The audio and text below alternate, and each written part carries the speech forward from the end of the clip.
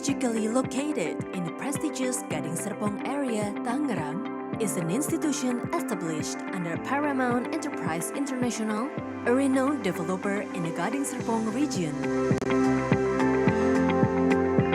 With the motto, Real-World Learning Experiences, Matana University is dedicated to preparing and educating the next generation professionals who excel in their fields and possess an entrepreneurial spirit.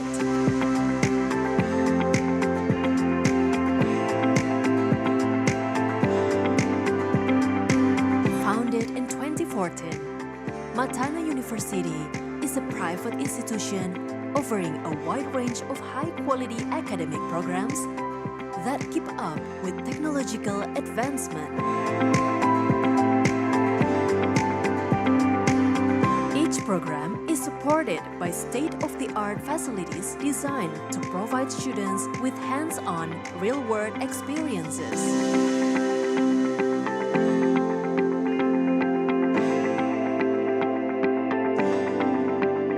Through our top-tier study programs, we believe that education is not just about theory, but also about applying knowledge in real-world scenarios.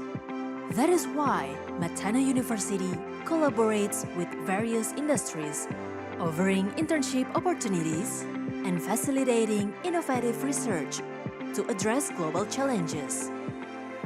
At Matana University, students gain not only theoretical knowledge, but also direct practical experience in their fields. Additionally, Matana University offers a variety of student activity programs to support non-academic pursuits, fostering students' creativity and personal growth. Our students also can participate in student exchange programs in collaboration with any international universities.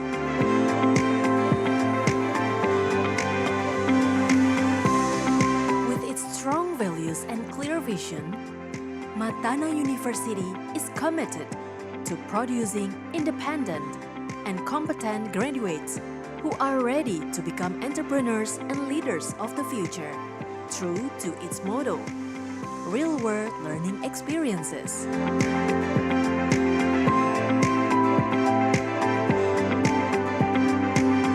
Join us at Matana University and take the first step toward a bright and successful future.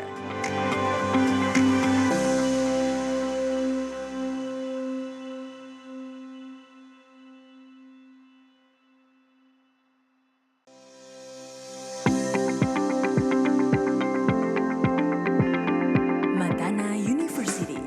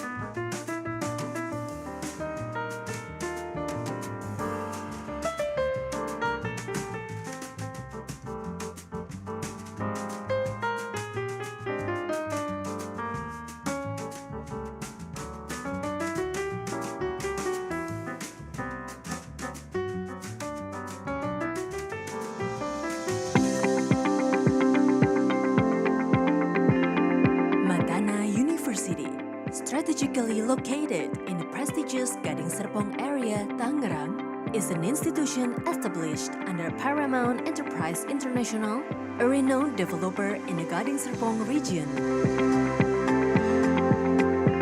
With the motto, Real-World Learning Experiences, Matana University is dedicated to preparing and educating the next generation professionals who excel in their fields and possess an entrepreneurial spirit.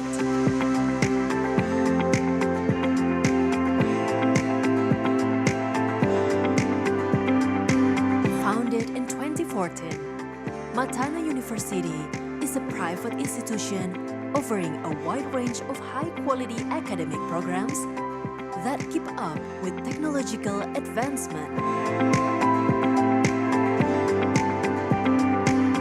Each program is supported by state-of-the-art facilities designed to provide students with hands-on, real-world experiences.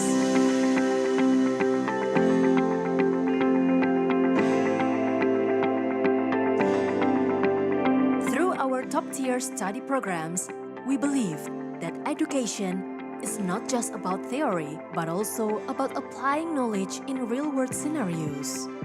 That is why Matana University collaborates with various industries, offering internship opportunities and facilitating innovative research to address global challenges. At Matana University, students gain not only theoretical knowledge, but also direct practical experience in their fields. Additionally, Matana University offers a variety of student activity programs to support non-academic pursuits, fostering students' creativity and personal growth. Our students also can participate in student exchange programs in collaboration with any international universities.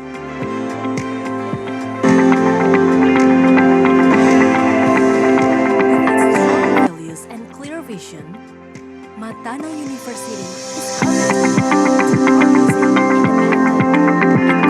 Matana University, kampus yang berlokasi strategis di kawasan elit Gading Serpong, Tangerang, merupakan universitas yang berdiri di bawah Paramount Enterprise International, developer yang bergengsi di wilayah Gading Serpong.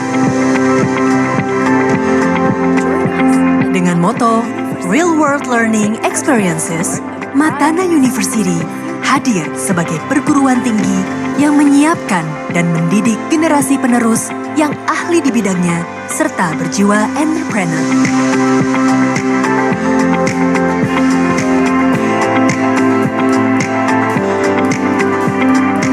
Berdiri sejak tahun 2014, Matana University hadir sebagai kampus swasta umum dengan program-program studi terbaik yang bervariasi dan mengikuti perkembangan teknologi. Seluruh program studi didukung dengan fasilitas-fasilitas penunjang yang mumpuni yang disesuaikan dengan pengalaman kerja nyata.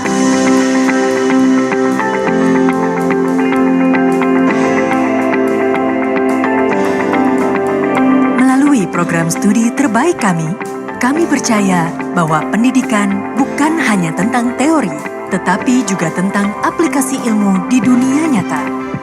Oleh karena itu, Matana University berkolaborasi dengan berbagai industri, menyediakan kesempatan magang, dan memfasilitasi penelitian inovatif untuk menjawab tantangan global.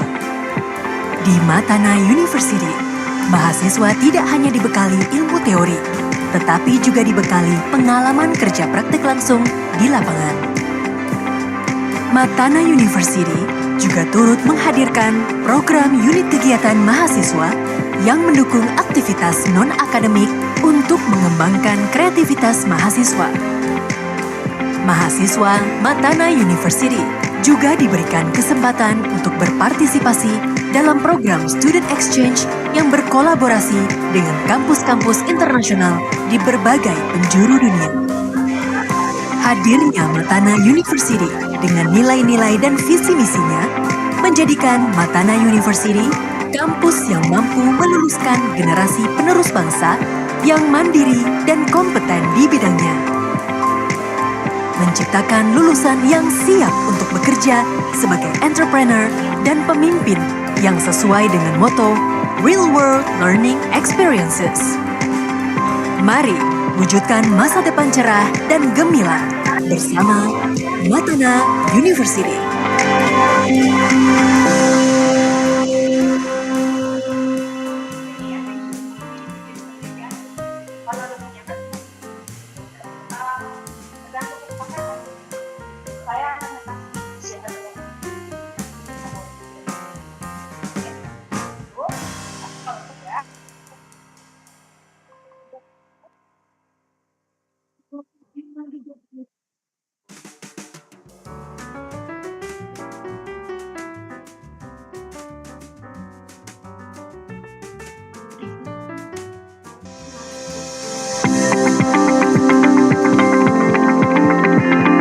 Matana University, kampus yang berlokasi strategis di kawasan elit Gading Serpong, Tangerang, merupakan universitas yang berdiri di bawah Paramount Enterprise International, developer yang bergengsi di wilayah Gading Serpong.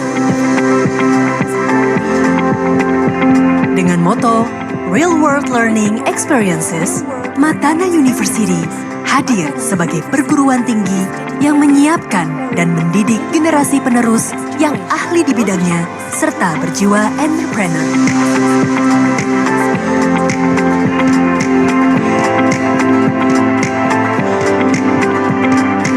Berdiri sejak tahun 2014, Matana University hadir sebagai kampus swasta umum dengan program-program studi terbaik yang bervariasi dan mengikuti perkembangan teknologi. Seluruh program studi didukung dengan fasilitas-fasilitas penunjang yang mumpuni yang disesuaikan dengan pengalaman kerja nyata.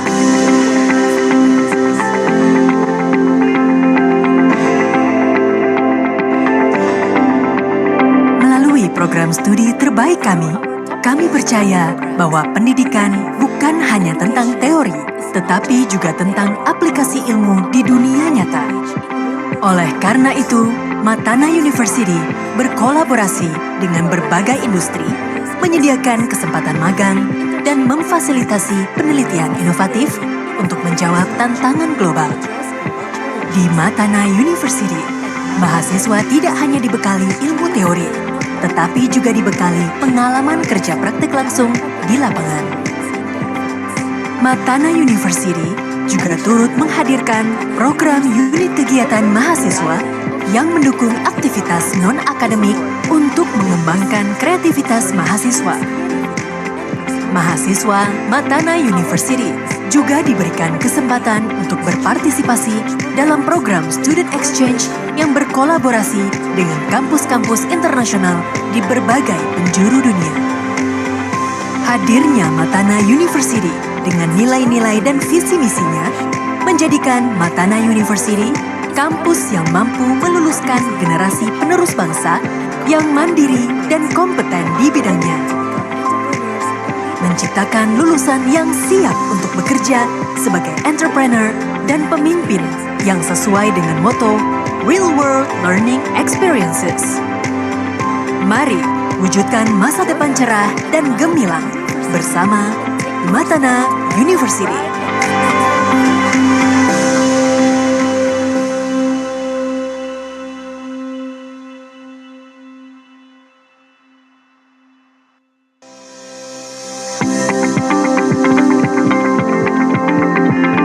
Matana University, kampus yang berlokasi strategis di kawasan elit Gading Serpong, Tangerang, merupakan universitas yang berdiri di bawah Paramount Enterprise International, developer yang bergengsi di wilayah Gading Serpong. Dengan moto Real World Learning Experiences, Matana University hadir sebagai perguruan tinggi yang menyiapkan dan mendidik generasi penerus yang ahli di bidangnya serta berjiwa entrepreneur.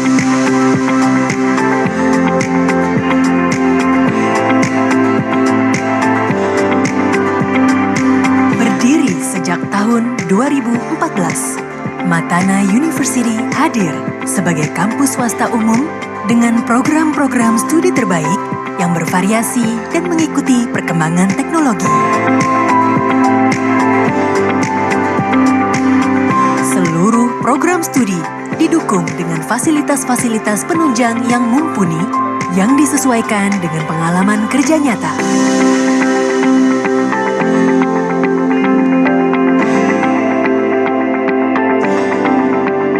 Melalui program studi terbaik kami percaya bahwa pendidikan bukan hanya tentang teori, tetapi juga tentang aplikasi ilmu di dunia nyata. Oleh karena itu, Matana University berkolaborasi dengan berbagai industri, menyediakan kesempatan magang, dan memfasilitasi penelitian inovatif untuk menjawab tantangan global.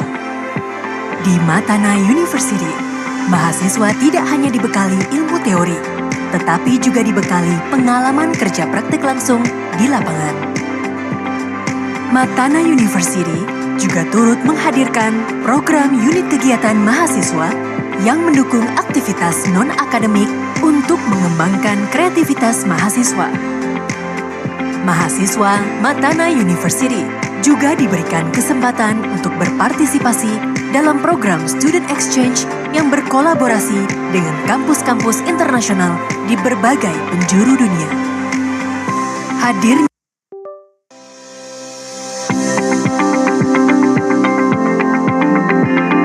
Matana University, strategically located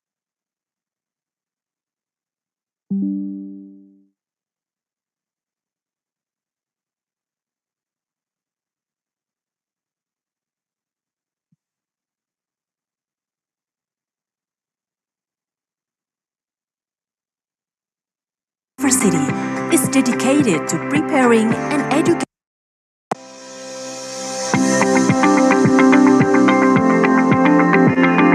Matana University, strategically located in the prestigious Gading Serpong area, Tangerang, is an institution established under Paramount Enterprise International, a renowned developer in the Gading Serpong region.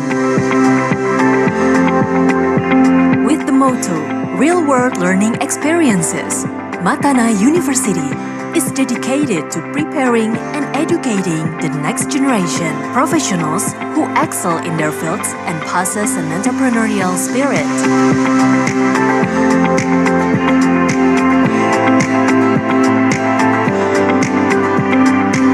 Founded in 2014, Matana University is a private institution offering a wide range of high-quality academic programs that keep up with technological advancement.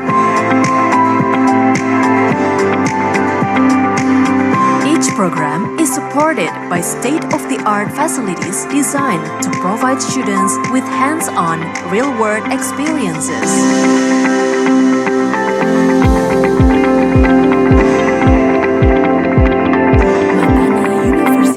Our top-tier study programs, we believe that education is not just about theory, but also about applying knowledge in real-world scenarios. That is why Matana University collaborates with various industries, offering internship opportunities and facilitating innovative research to address global challenges. At Matana University, students gain not only theoretical knowledge, but also direct practical experience in their fields.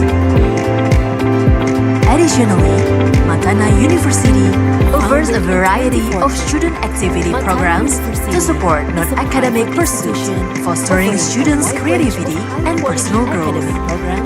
Our students also can participate in student exchange programs in collaboration with any international university. Is supported by state-of-the-art facilities. With its strong values and clear vision, Matana University is committed to producing independent and competent graduates who are ready to become entrepreneurs and leaders of the future. True to its motto, real-world learning experiences.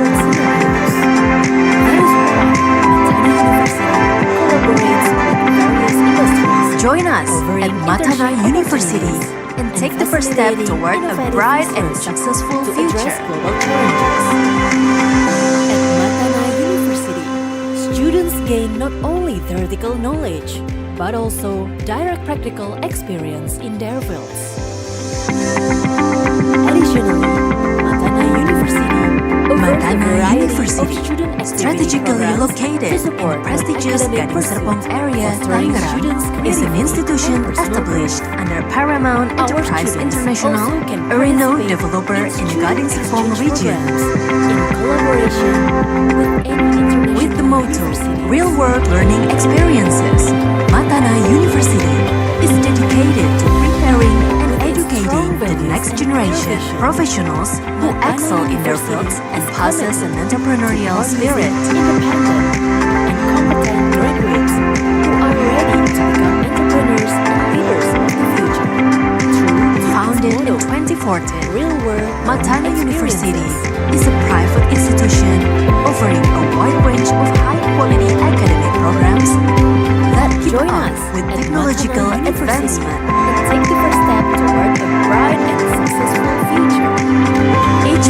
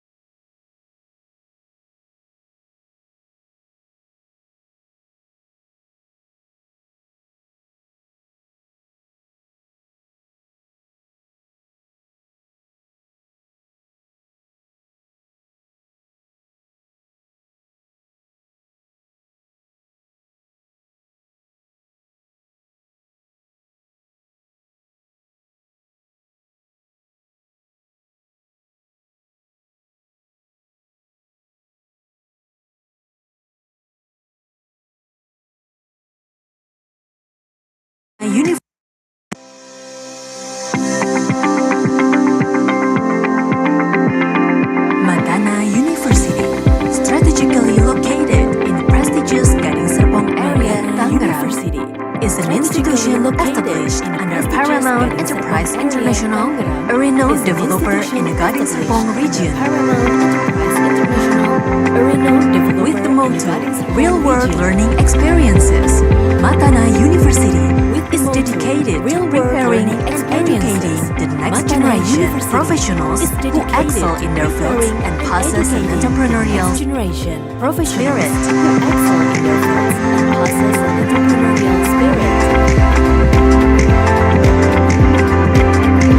Founded in 2014, Matana University is a private institution offering a wide range of high-quality academic programs that keep up with technological advancement.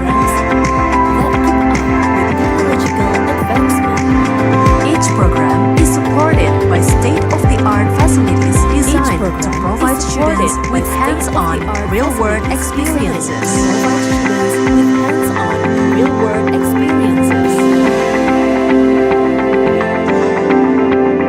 Through our top-tier study programs, we believe that education is not just about theory, but also about applying knowledge in real-world scenarios.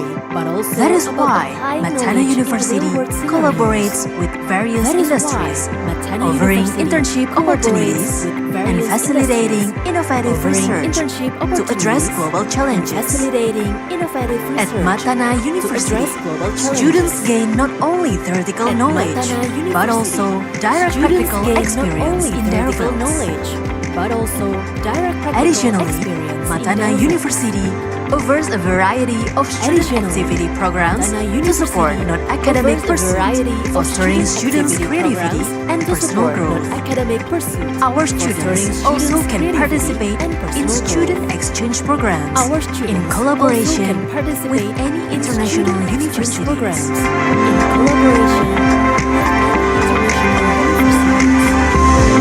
With its strong values and clear vision, Matana University is committed to producing independent and competent graduates who are ready to become entrepreneurs and leaders of the future, true to its motto, real-world learning experiences.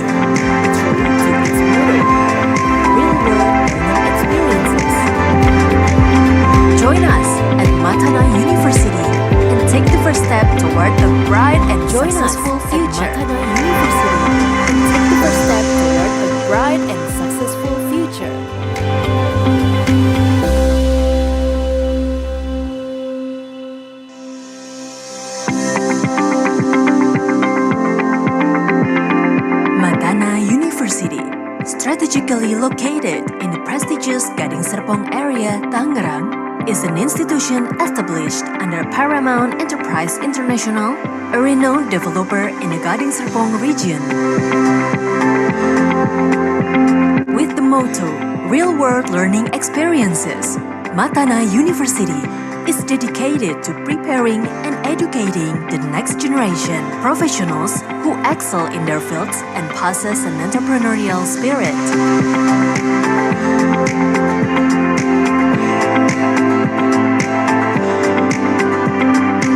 Founded in 2014, Matana University is a private institution offering a wide range of high-quality academic programs that keep up with technological advancement. Each program is supported by state-of-the-art facilities designed to provide students with hands-on, real-world experiences.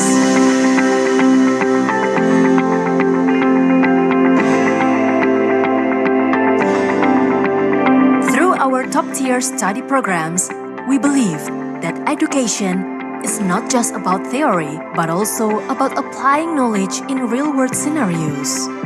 That is why Matana University collaborates with various industries, offering internship opportunities and facilitating innovative research to address global challenges. At Matana University, students gain not only theoretical knowledge, but also direct practical experience in their fields. Additionally, Matana University offers a variety of student activity programs to support non-academic pursuits, fostering students' creativity and personal growth. Our students also can participate in student exchange programs in collaboration with any international universities.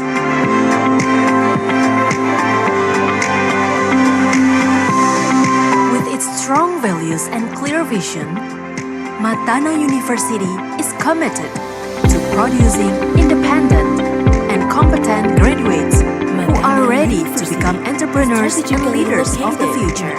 True to its motto, real-world learning experiences.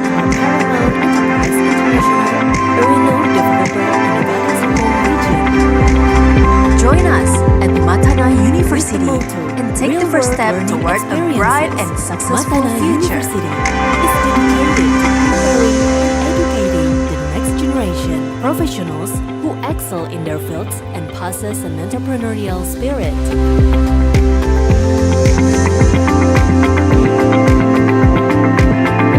Matana University, strategically located in the prestigious Gading Serpong area, Tangerang, is an institution established under Paramount Enterprise International, a renowned developer in the Gading Serpong region.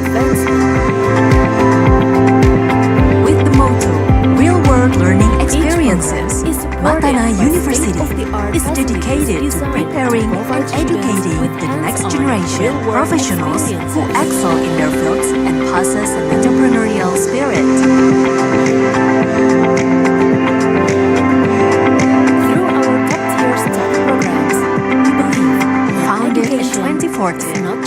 Matana University is a private institution offering a wide range of high-quality academic programs that keep up with technological advancement, internship opportunities, and facilitating innovative research. Each program is supported by state-of-the-art facilities designed to provide students with hands-on, real-world experiences.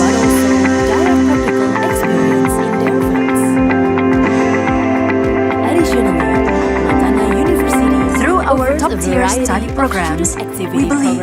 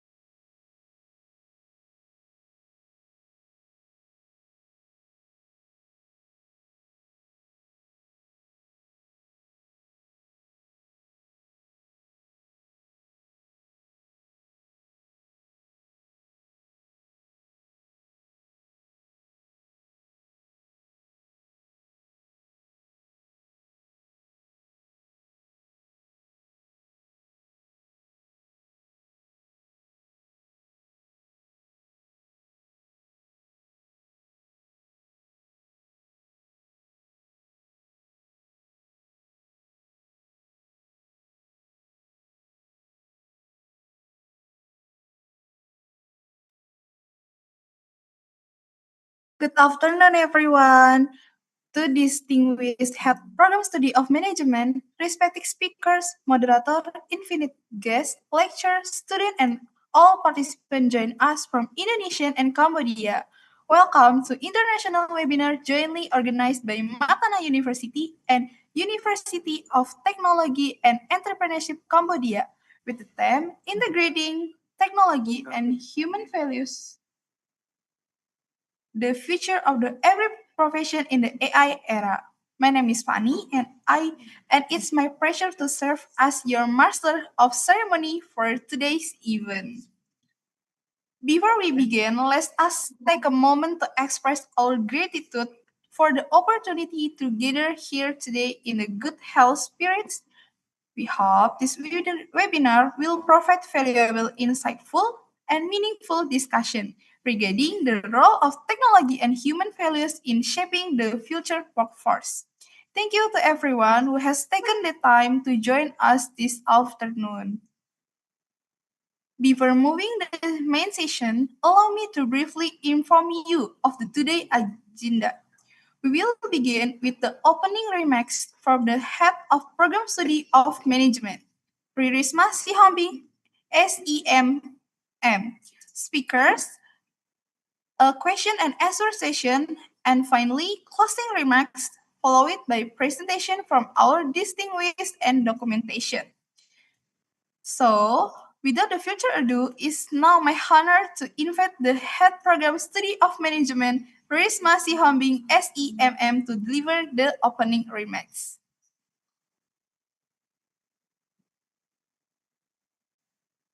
Okay, thank you, Fanny. Good afternoon, ladies and gentlemen. Let me introduce myself. I'm Riris, Head of Management Study Program. I represent Matana University. And also I convey greetings from the Rector and Dean of Faculty of Business and Tourism to all of you who are currently unable to attend this event. Respected Rector of UTE Cambodia University, Mr. Prof. Somon Mood, respected lectures of Madana University and also lectures from UTE Cambodia University, and also especially to all participants in today's international webinar. Respected to our two outstanding speakers, Dr. Muhammad Rachman Mulyandi. Payandi, thank you so much. And also Prof. Chum Chandarin. Thank you, Prof. Thank you for speaking at our webinar today. Also to our partner in this event, UTE Cambodia University. Maybe we hope we can continue our collaborate on different events in the future, I think. And also thank you for our organizing committee, Himpunan Program Studi Manajemen atau biasa juga dikenal dengan MSC Gen 10. And thank you for Markom Matana University. And also thank you for member of faculty. And also thank you for everyone supporting this event. So I hope this webinar provides you with valuable insight and also strategies for the future. Thank you and enjoy the session. Thank you, Fanny.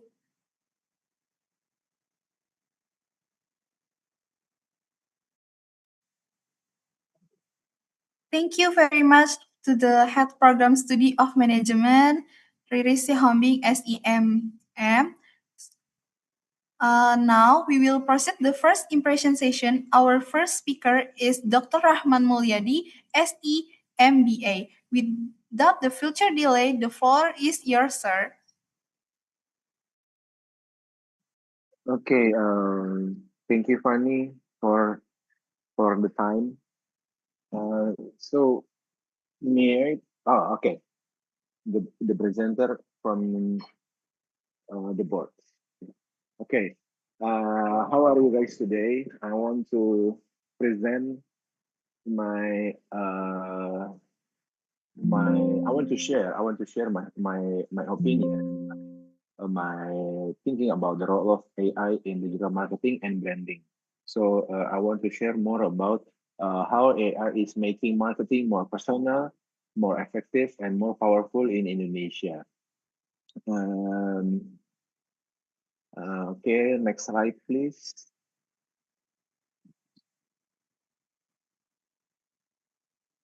What are we covering today? I want to share to all of you about AI data in Indonesia.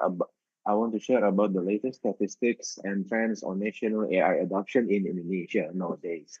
And then I want to share also about AI and digital marketing in Indonesia. I want to share how AI that can change the way we sell the product or the services, and how AI can engage more to the customers of our products. And then after that, I want to share about personalization in the AI era, about digital marketing, why a personal touch matters more than ever. And then I want to also share about AI tools and applications that we can use. We can use it as a help for our AI presentation. And then real case studies, I want to share about real case studies that happens in Indonesia from Tokopedia, Shopee, Gojek, and some of local brands. And then the future takeaways, what are you guys will need to prepare starting today to face the AI covering for digital marketing and branding. Next, please.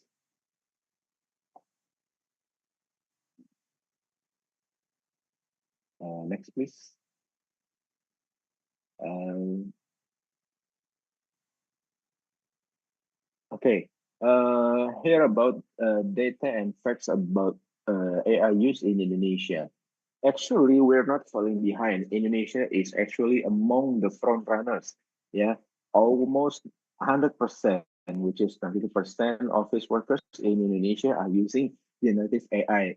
I took this data at 2024, which is right now is already 2036. It means the data will more arise than this.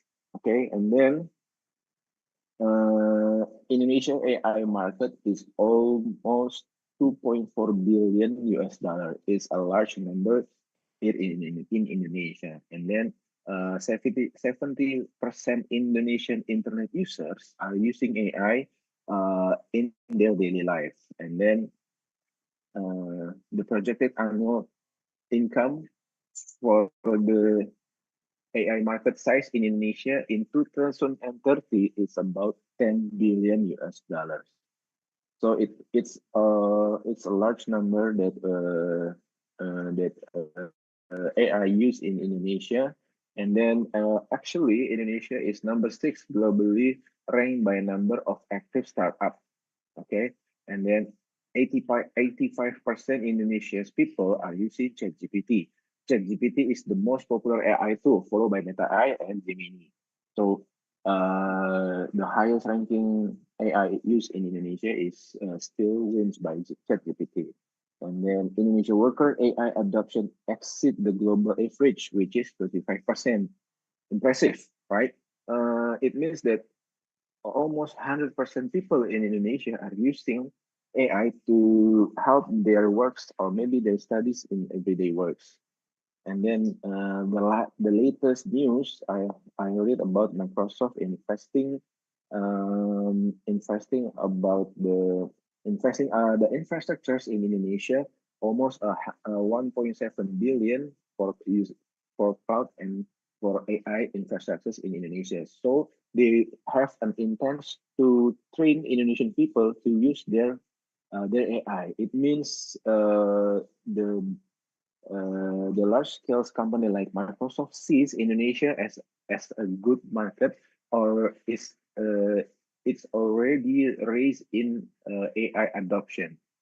It means the use of AI in Indonesia are very important, and everybody using AI in Indonesia right now. Almost 100% people using AI in Indonesia. Next, please.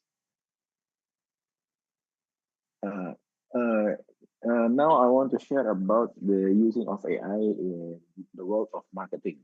Okay, when we knew about marketing before is marketing and then digital marketing, now AI marketing.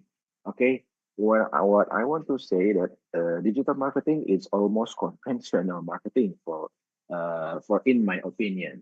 Okay, let's and conventional marketing, we have waiting weeks for feedbacks, and then guessing who is your target audience. Content made manually, customer data often goes unused. Now with AI power marketing, we can build a message more personalized for each individual that we want to target about our marketing segment. And then we have a real-time analytic and instant optimization from the AI reports. AI can identifies audience from behavioral data. And then this is the most powerful AI features that I also have it in common. It can make an automated content scalable and consistent, and then they also can generate data, so we can manage the data from our marketing tools or from our uh, marketing campaign, so we can more in the future we can make this marketing event will be more effective and more personalized. McKinsey said that effective AI driven personalized can increase company revenue by 10 to 30%. So because the use of AI in marketing campaign, so the marketing campaign it can be more efficient and more efficient to the segment the target of the product or the services. So it will increase the revenue about 10 to 30% revenue of the company. Next, please. Now, the key to the marketing that truly connects to our segments is the personalization. With the use of AI, it makes customers feel more known, feel more comfort with the seller, even without ever meeting face to face. Yeah. Nowadays, maybe you can. I know some of the Gen Z. Maybe you already have an experience shopping that you are never know the store at all. But because of this personalization key, you you must trust the store or you must trust the people who sell that you ever never meet before. This is the we call it personalization, and AI makes it more personalized.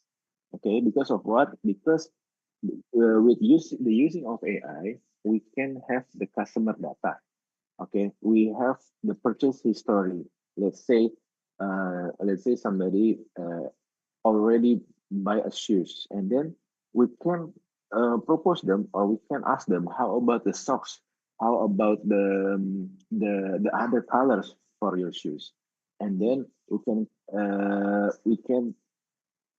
offer them the complement product because of the customer data itself.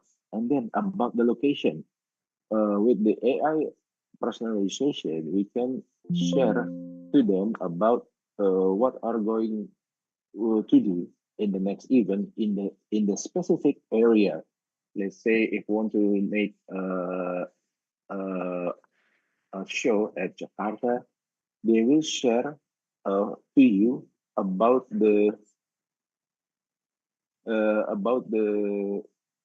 about the event in the exact location, and then active hours and then product preference. Yeah. So the customer data will help the marketer to to gather more information, uh, to be more precisely uh, to uh, to run the customer data. And then after the customer data we get, we gain about all of the customer data, and then the AI will processing it into the machine learning, which the machine learning can analyze behavior patterns and predict needs. So in the futures, we can know about what are we going to sell to the customers next, and then if we already know what are we going to sell to the next customer, we can create more personal message such as content, promos, and recommendations. And recommendation, it all makes personalized just for the segment customers.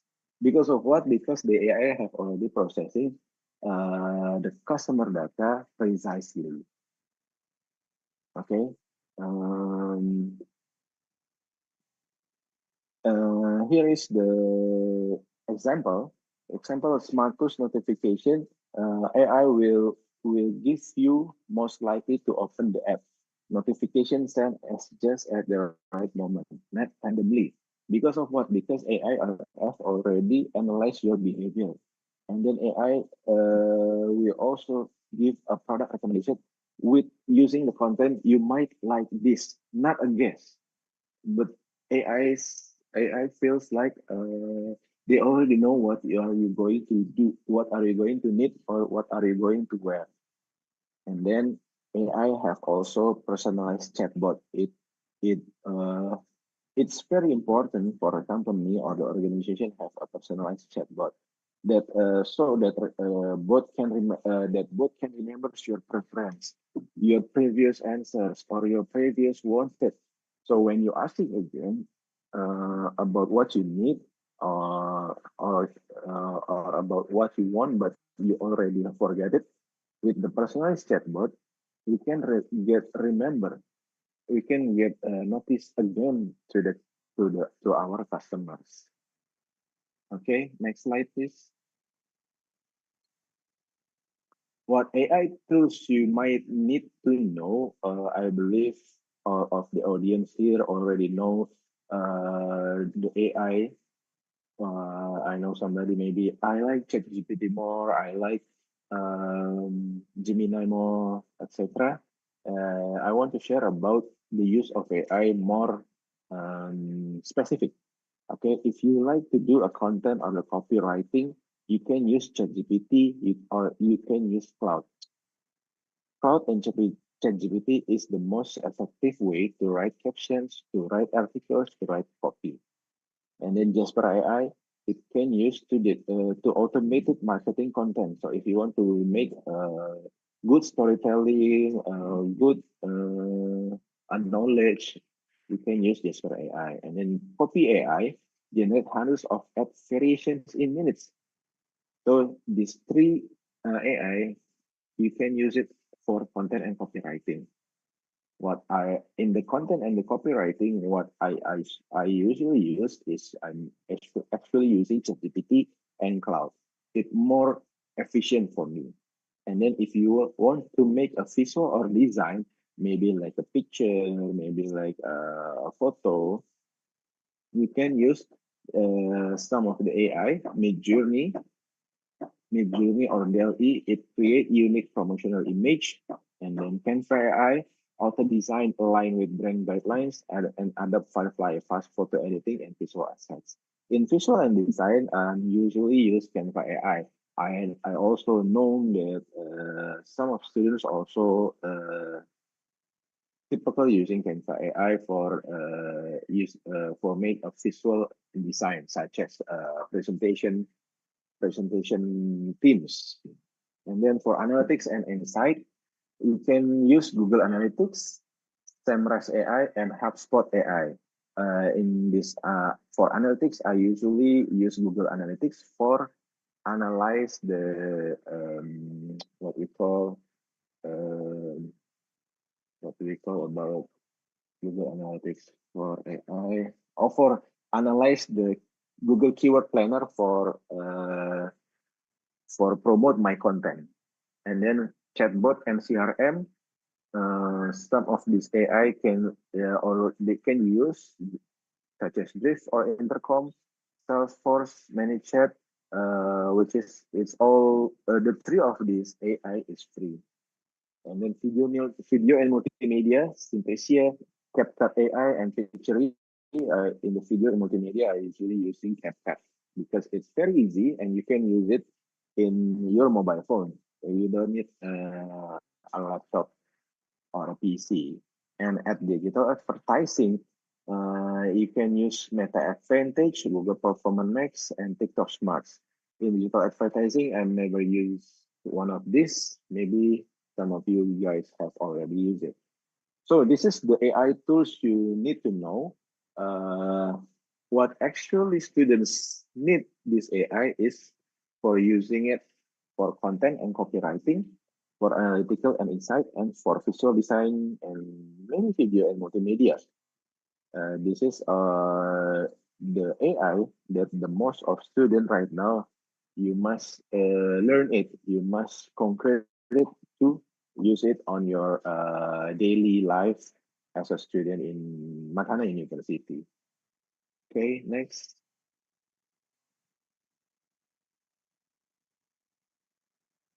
Next, please.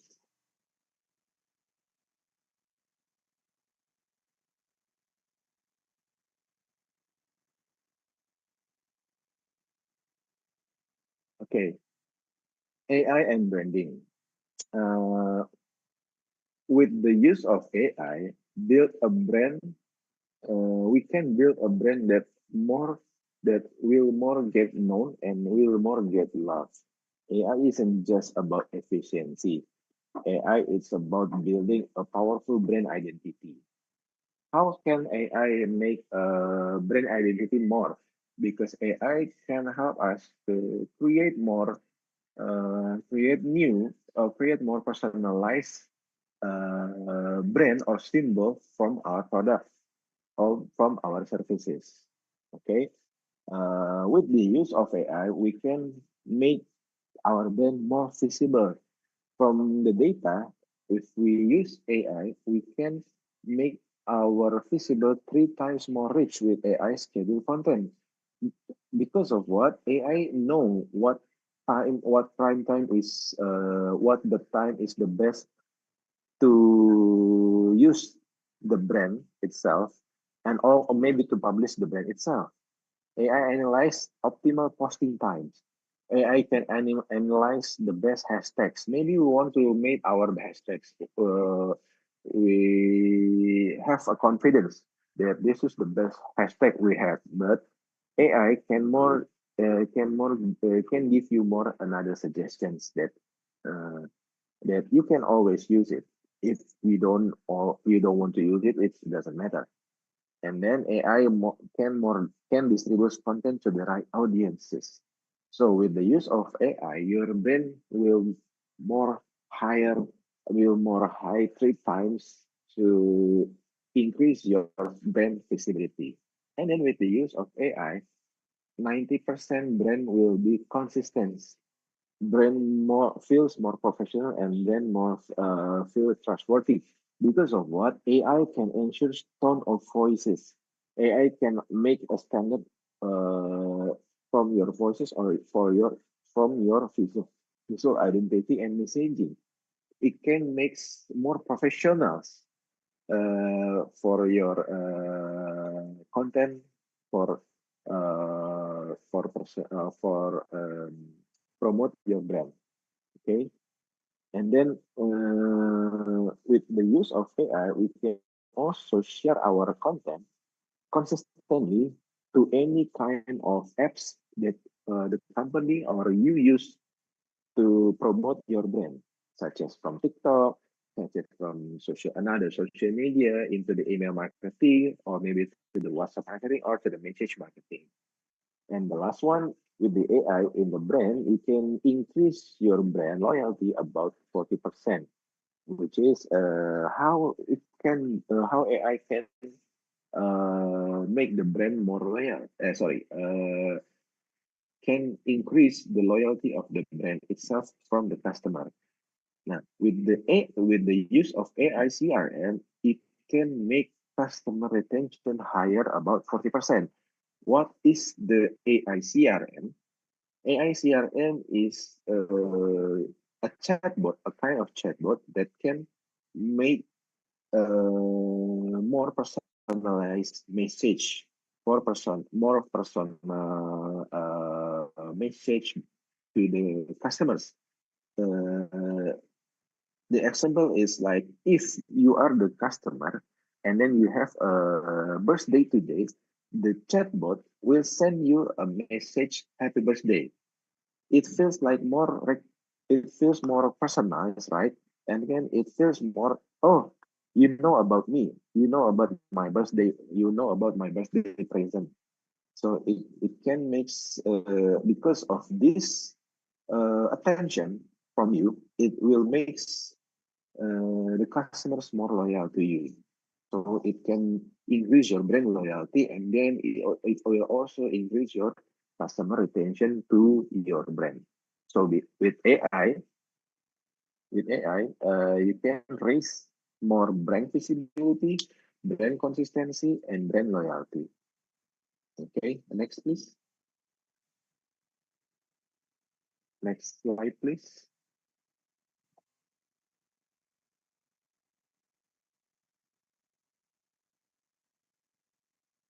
Here's some of the real case of using AI into using AI from the brands that already adopted and already applicate in Indonesia, not just theory. Okay, here's the number one is TikTok Shop and Tokopedia. Okay, uh, I know you guys here, the college students are using TikTok a lot, and then you know about the yellow basket, right? Yeah, yellow basket is from the TikTok Shop.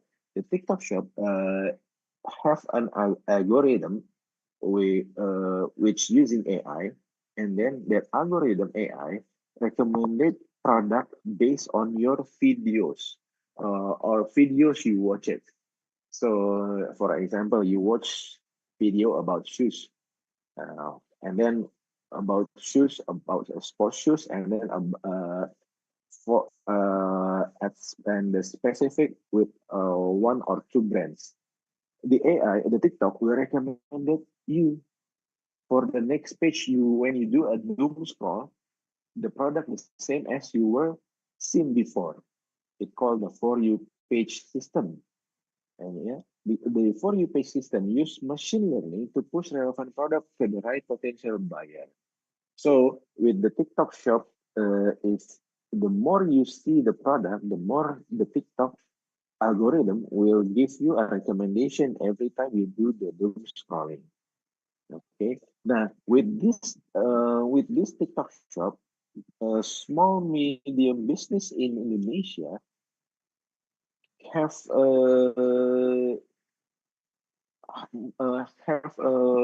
highest conversion rate because of this TikTok shop.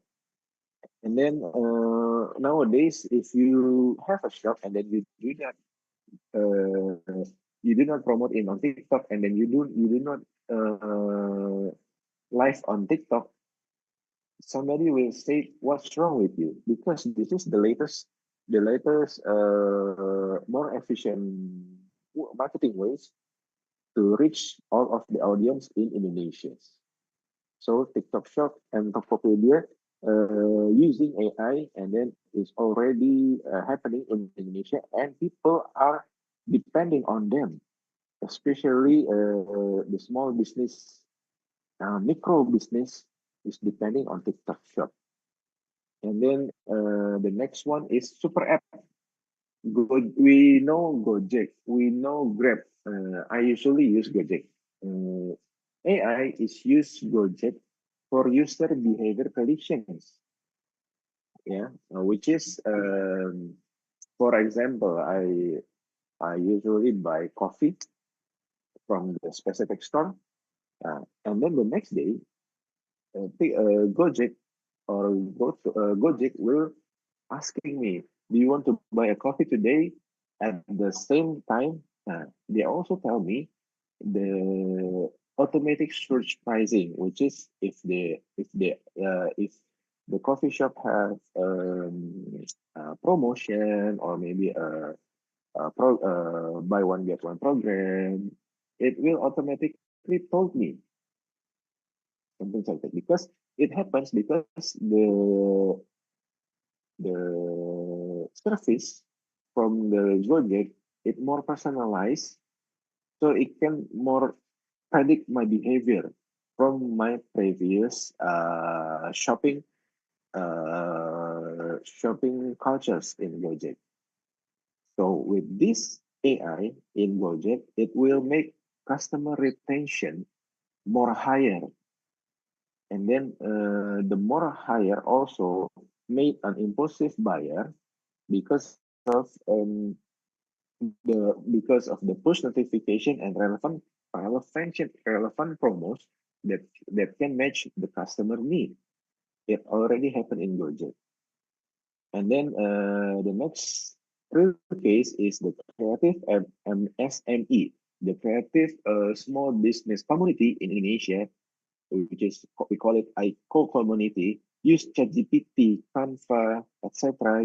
Use all of the AI productions to make a content, to do a case study, to discuss about the next features, the use of AI, and then they share knowledge about the use of AI, so AI can uh, change people more productively in terms of marketing and branding here in Indonesia.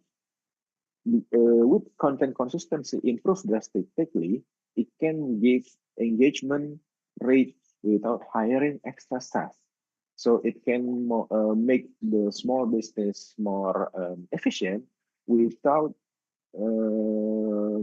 without recruit another people to help the business owner selling the products.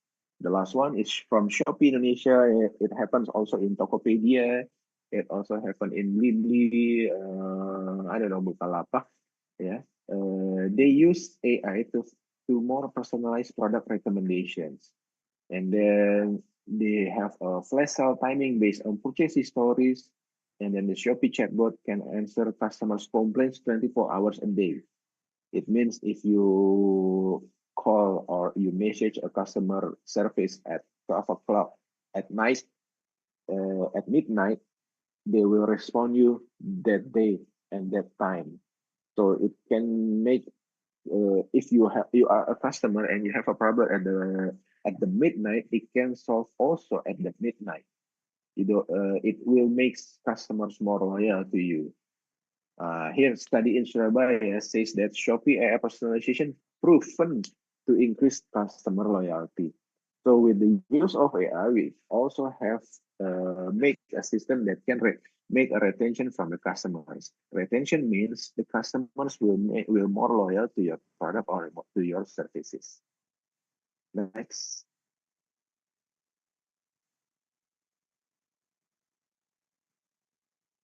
Um, here are some of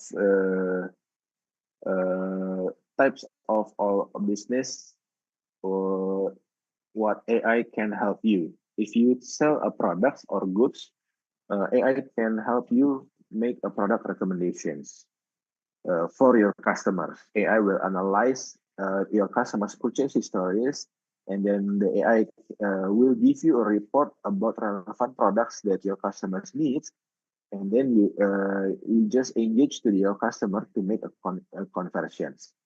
And then about the product also, you can have with the AI you can have a dynamic pricing. Dynamic pricing is like an oil price in Indonesia right now. Price automatically will be adjusted based on demand, based on supply, real time. Do not need next month, or do not need tomorrow.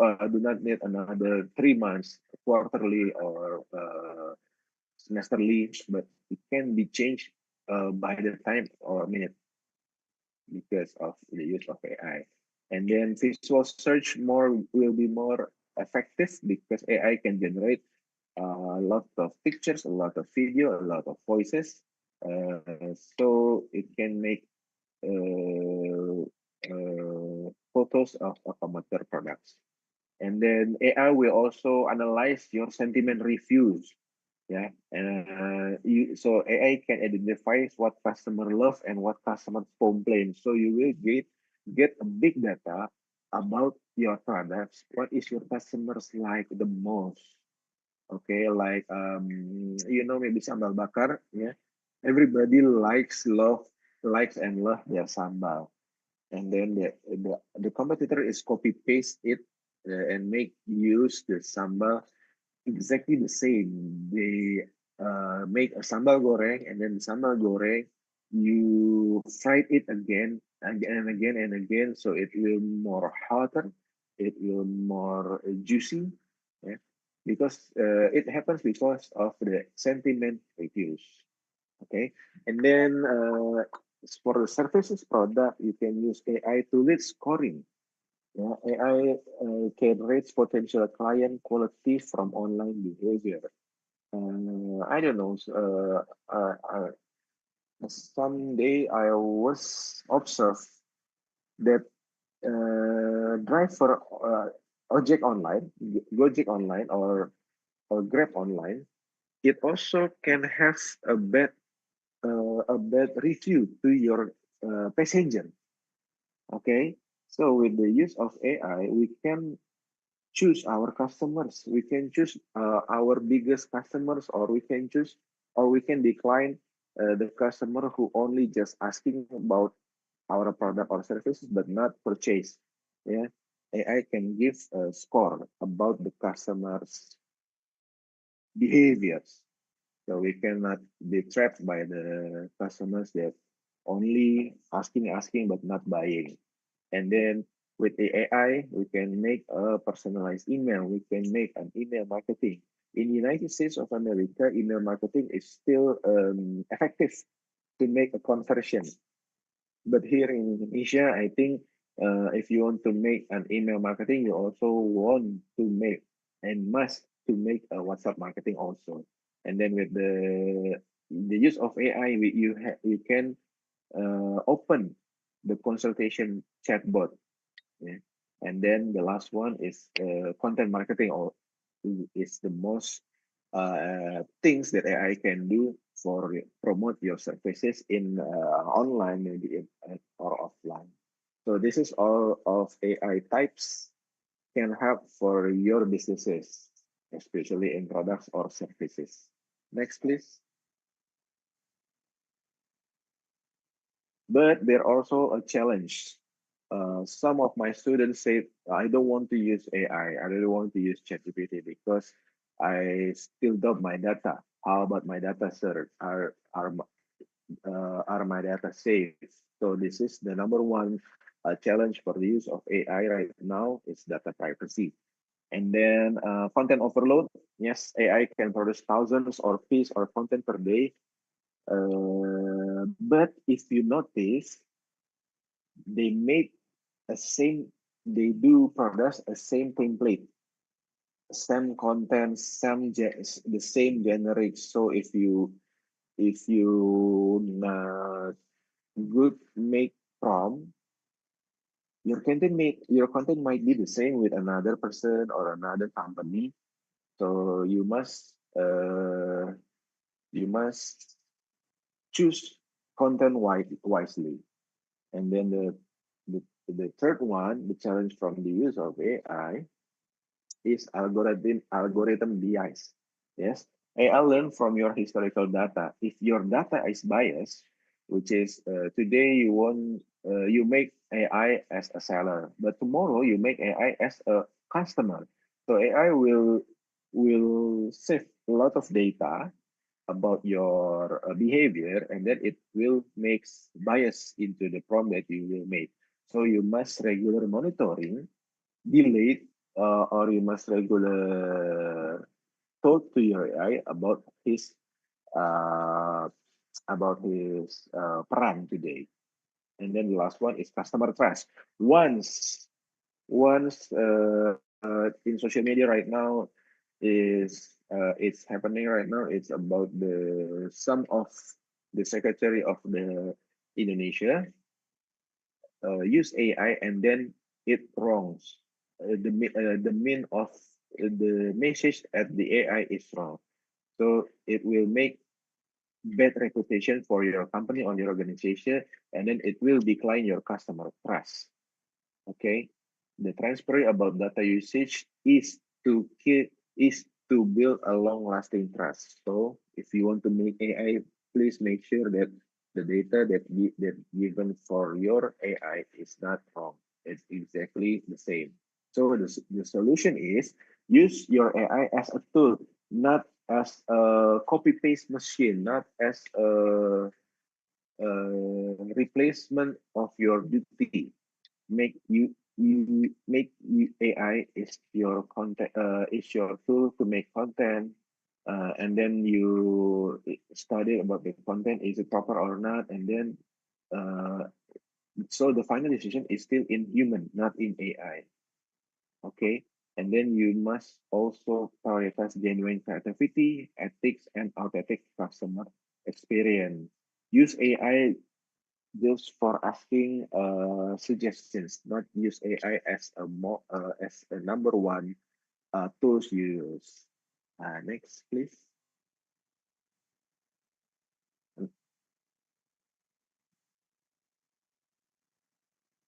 Here are the upcoming trends in 2025 and more.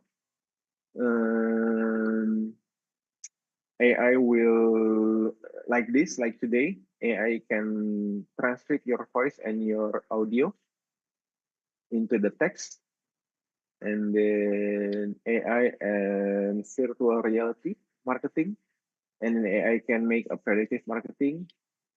AI can be an influencers, virtual influencers, and then AI can be a hyperlocal AI. So what are you going to do is start exploring AI tools nowadays, especially students, and I don't know, in Matana rules there are no rules that say that student cannot use AI, right? So you must learn it to help your academic progress in university. Okay, you can use free tools. ChatGPT is the most powerful free AI that I've known today. Canva AI, you use it all every day. Meta AI, it's embed to your sorry. Gemini AI is embed to your phone.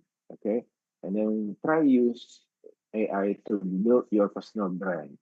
And then I know that you're not a statistic program, but you must learn data analytics because in management also you will learn about the use of the data. Yeah, especially if you want to run a final project. Yeah, if you don't have a data, you cannot run your final project. Okay, and then the next is you must take digital marketing courses like you can go to Google Academy. There are a lot of free course that will give you a certification that it can make your curriculum vitae more glance than the others. And then the last one is practice with real businesses. With the use of AI, you can offer to help small business. So if you use AI to use it on your real experience, it's very priceless. It's very expensive for me. Next, please. This is the reference or the data that I used for this presentation. Next, please.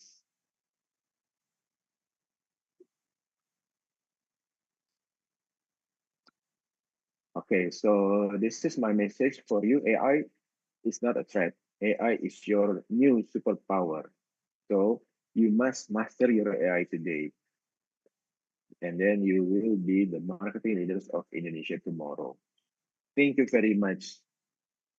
Have a nice day. If there is any questions, will be please mark it on the next session. Thank you. Thank you very much. Good afternoon, guys.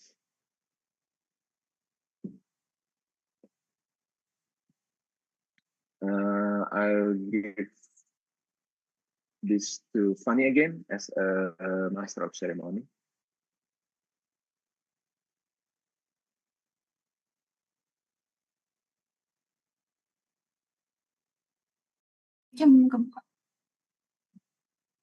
Thank you to Dr. Rahman Mulyadi, SEMBA, as our narasumber for the insightful presentation. We now move to second speaker, Prof. Cham Chanderin. We are honored to have you with us today. This floor is your Professor. Yeah, thank you very much. Good morning from. Aku mau dengar suaranya sorry. kamu buka dikit boleh nggak? Good afternoon from here, Cambodia. Good afternoon, sir. Also, in Cambodia right now, it's morning, right? Sorry, no, it's the same like in Cambodia. Oh, okay. So, like Indonesia, and yeah, I would like to say selamat siang. I think sorry, I'm not sure. Maybe Jadi sorry. selamat siang to sore. Selamat siang, yeah, selamat siang. Yes.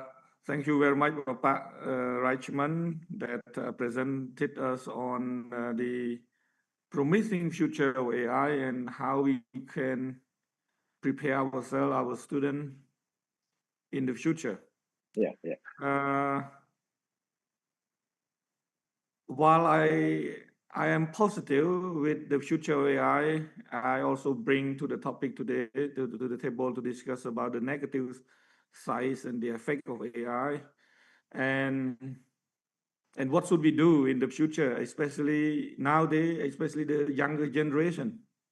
You are not like me before, or like some of us that we compete with our human fellow. We have a similar brain, but now you guys are competing with AI, not with your peer anymore. So AI is developing very fast, and AI bring a lot of benefit along with a lot of challenges that we need to pay very close attention. So I'll bring you to the topic that I would like to share, whether or not AI and human value can be separated or integrated in the world of work, the world of education, and how do we do to prepare ourselves or our future society while AI is rising. Okay, so please let me give you an overview of what we are going to talk today. I agree with Pak Raman that a lot of change, especially in the area of marketing, a lot of job changing. But the profound issue is the ethics. How do we use AI ethically? How do we avoid in a certain way of plagiarism, of cheating, of like I don't know how many of you have listened to AI song, watch AI movie, or produce material with AI. And personally, and to some of my friends, or maybe I'm too old, I feel disconnected when I see AI movie, AI song, AI material. I feel like it's not real. It's not genuine. It's not like human and human interact to each other. So this is how I feel, and today I would like to raise this concern. So please go to the agenda that I want to talk about the AI in the future of work, how it affect our work in now and in the future, and also what educational institution should be like in the future as well. So we need to prepare our student against AI. I don't know, when you are a teacher and you mark student and you know that the student use AI to write, how do you feel? Should we rest to AI to check, to mark, or we human need to mark? So this is also the question while I mark my student when they use AI to write. So AI in higher education or ethic landscape, and how do we do this? And we touch a little bit global policy framework, and then from the Cambodia perspective to the generation Z here, what the tension is like, what are the challenges of the society in the future as won by a lot of economists and a lot of philosophers.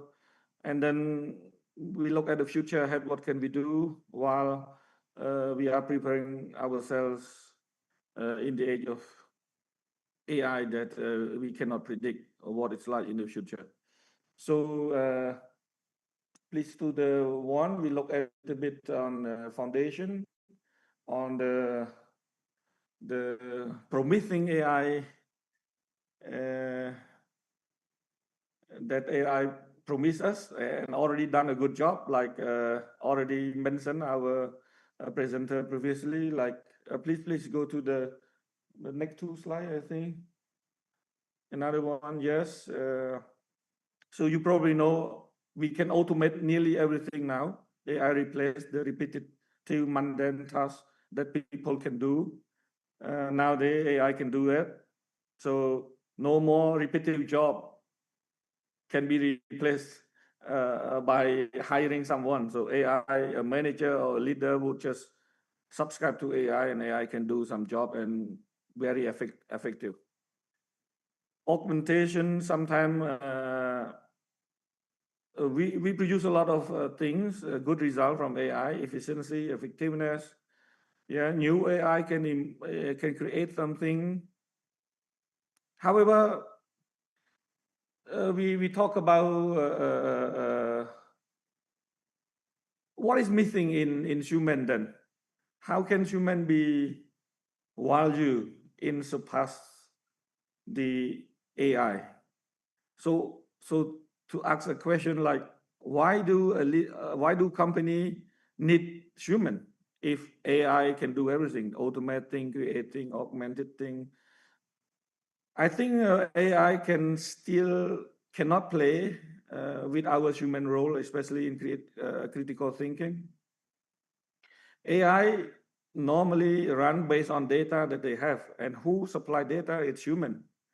So humans still play a very important role in creating knowledge and generating some knowledge and input to AI.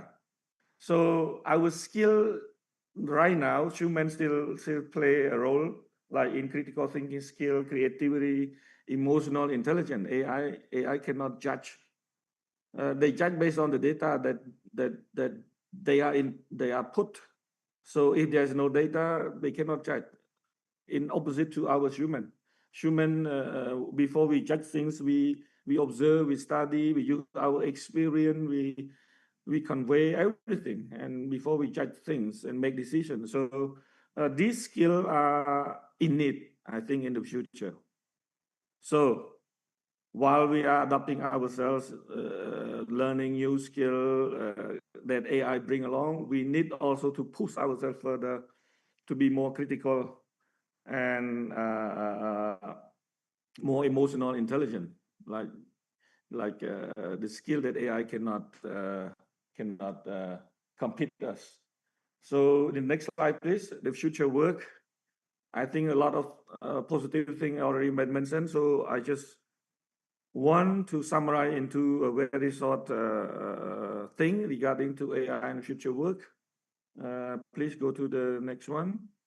So basically, I cannot simply replace our job, but just reshape it. But we need to survive and participate within the new role that AI generate. So we must reskill ourselves. So digital knowledge, digital literacy, AI skill, or like Raman just mentioned. So we need to study a lot more than generation ago, a lot more than people in the previous generation.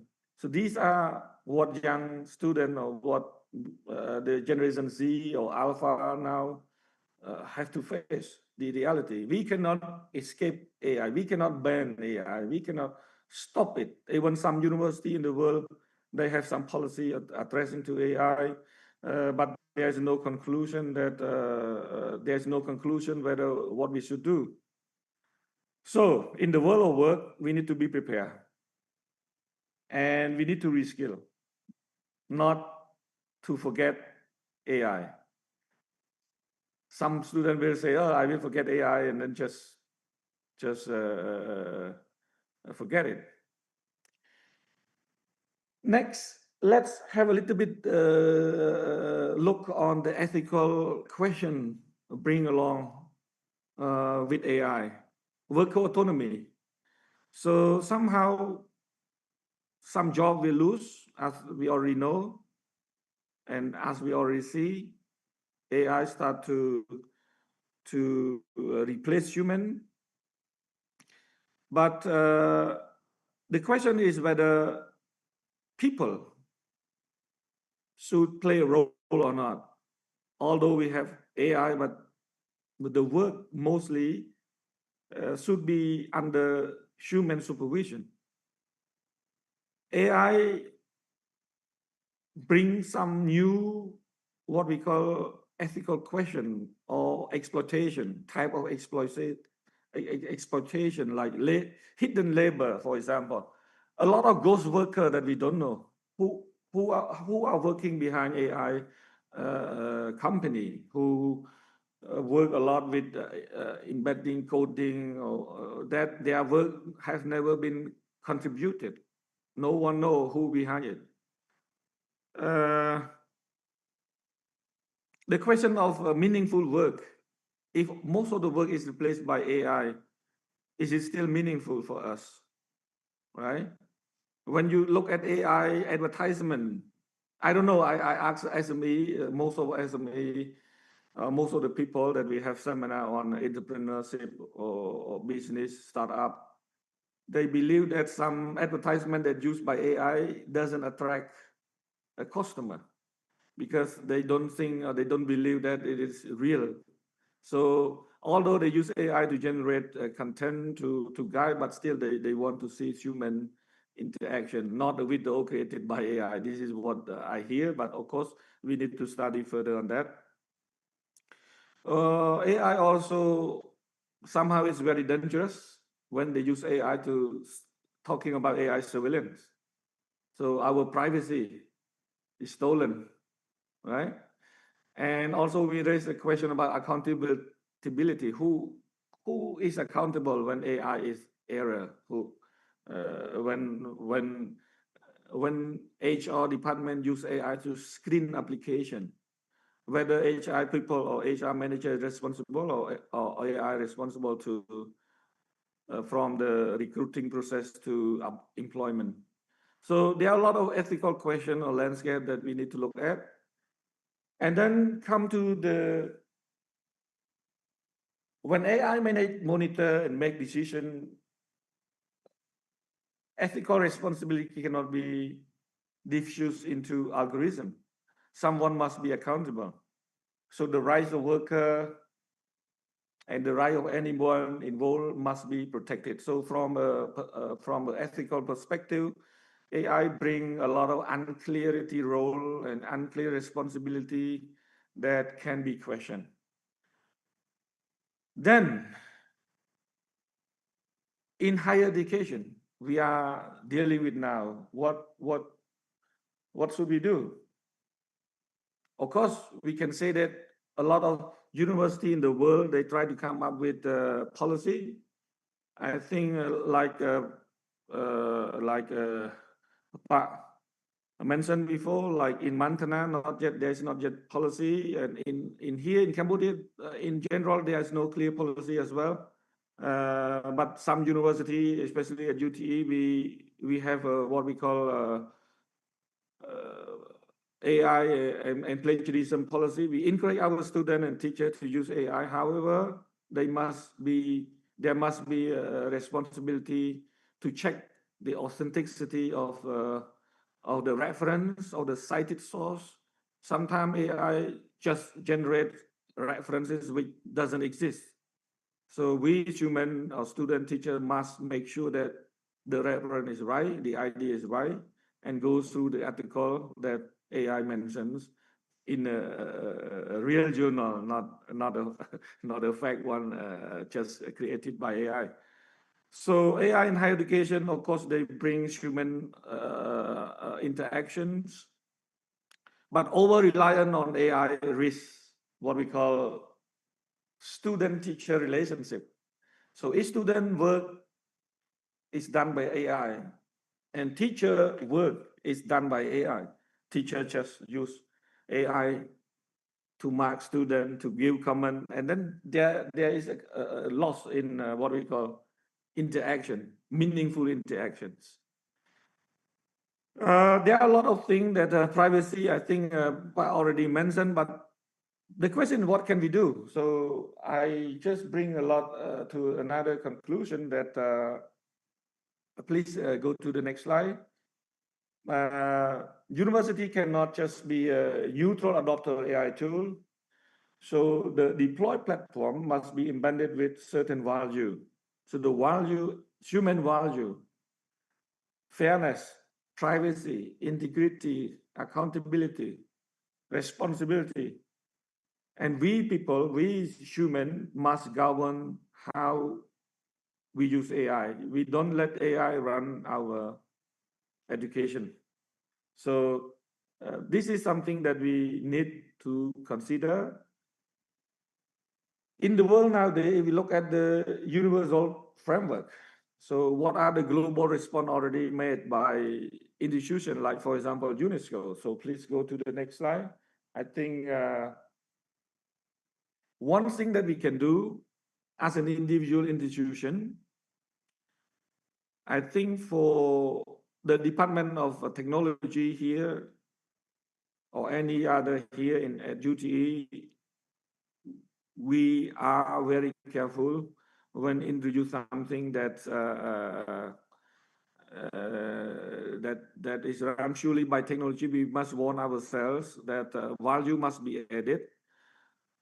I think Feynman used to come up with an idea with what we call tripartite methodology to when we design program, when we design app, when we design everything, we must think about three things.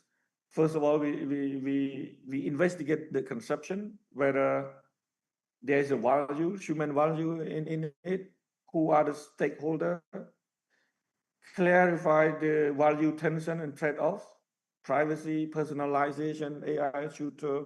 So any app, when you design, when we design, we need to think about this. We cannot just design without using any proper what we call value sensitive design methodology or framework that some great man, philosopher or other has already developed for us to think. So the conceptual investigation, the empirical investigation. So we need to understand how stakeholder understand value that we created, whether the automation, the AI tasks that has been automated, is it violating any certain human value? So we need to consider it. We need to keep always access real world impact on human well-being. We need to, of course, study survey, interview. I think we need to investigate, keep always investigating. And also the last method is technical investigation, examine the system, property that support value, identify technical constraint on value alignment, and also propose value aligned design alternative. So we need to audit the algorithmic bias, like you mentioned, AI bias, really bias, it depends on the data. So we need to make sure that thing that we design, the product that we design must not be biased in terms of anything. So I think our great people before us already found the challenge and already come up with suggestions that we can do at the individual level, at program level, or at institutional level. Any designs that we do, we must use what we call value sensitive design to consider. So from here, we see that AI create ethical problems at work or in education. Value system design provide us framework to integrate human value. So for students who study computer science, software engineering, or whatever in the field of AI, data analytics, I think they will study the framework. When we design something, we also don't forget to integrate human value in it. What are the human value? I think on a global perspective, the framework introduced by UNESCO, for example, 2021 recommendation on ethics of artificial intelligence. Please check UNESCO guideline. Of course, we cannot just interpret to our own language like Khmer or Cambodian language, and then hopefully everyone will follow. No, we need to. But first of all, we need to understand what are the recommendations. For example, UNESCO put emphasis on human dignity and rights as a non-negotiable AI foundation, transparency, explainability of algorithmic decision making, fairness, non-discrimination, justice, make sure there's human oversight AI, and and of course human make decision when there is an appeal that somehow AI generated decision making where human has to be involved. And also we need to think about the environmental sustainability, long-term social impact, and also inclusive, equitable access to AI benefit globally. Of course, AI is good. AI bring us together. AI is fair. I think they have tools for us to use, whether you use or not. It's up to you. However, we need also to look at the infrastructure. I know some, like in Cambodia, some students, some universities, some school in rural area, they cannot access to internet. They don't have enough infrastructure to support and to learn AI. So these are also another challenge that we need to think about as well. The IEEE also gives some platform, some value aligned design. So I think for those of us who are engineers, who are computer-based expert, I think we already know that IEEE is the association that they also provide what we call ethical standard to align with human well-being, prioritizing the human value in AI design system. So when student, when here, for example, we cannot forget them. Just let they do whatever they do. We need to keep reminding that, don't forget, machine is good, but machine and human must go together, and human must be taking the lead, because we are a superior human being. We don't let AI to govern our society. So from global policy framework, we already have. And then, of course, AI must serve human well-being, not we should serve the human. Human dignity and transparency, fairness must oversize. You know, 10 or 15 years ago, economists like Guy Standing, the name of the economists who warned us that the society is very dangerous nowadays, since they produce a very distinctive classes. Like, of course, we know plutocracy, the ultra millionaire, those who influence politics, power, economic, those who are behind AI company, for example. They can make a lot of things. They influence the world.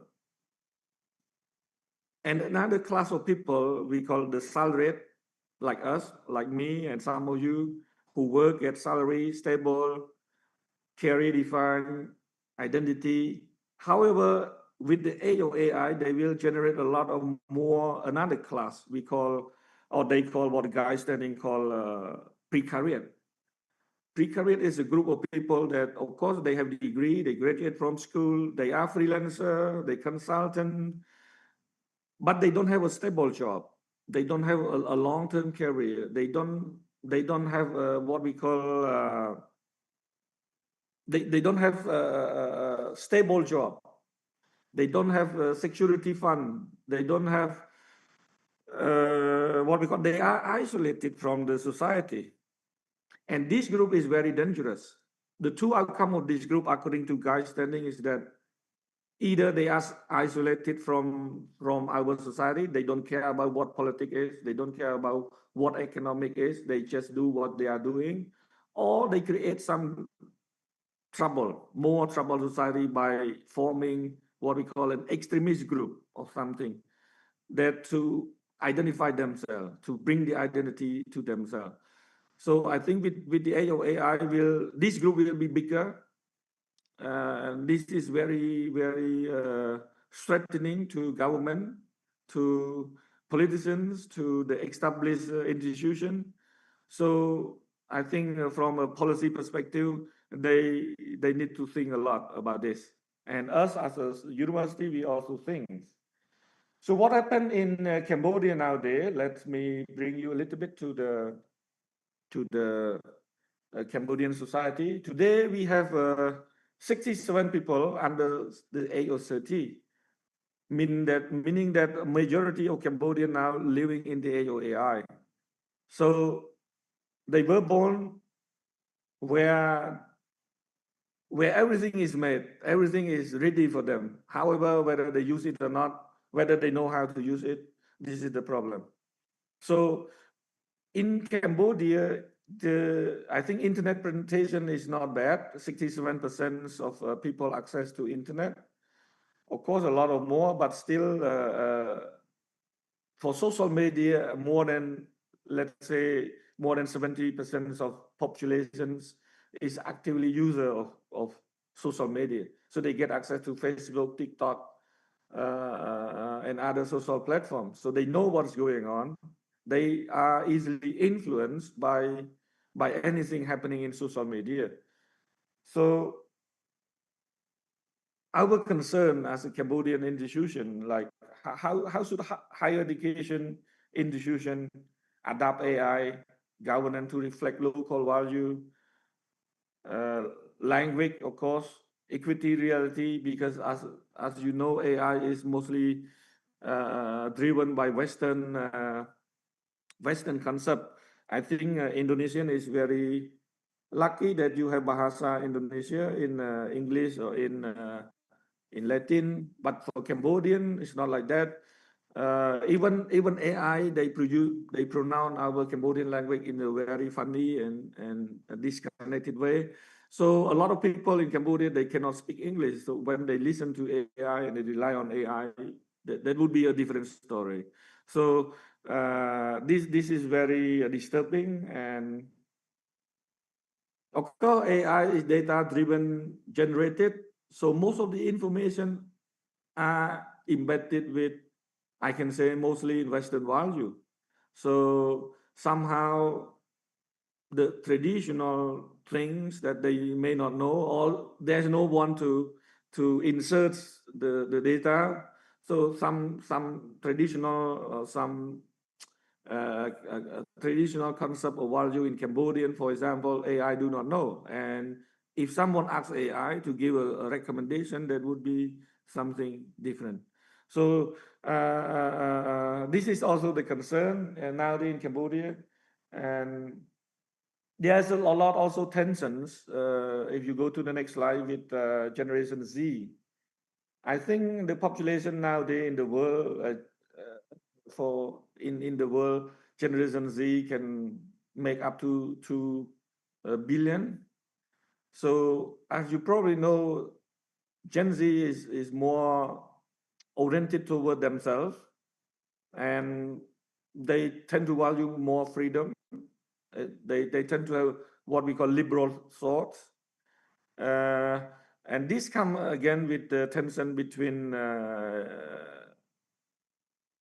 the old generation who control the institution. So somehow we focus on this tension is also very important.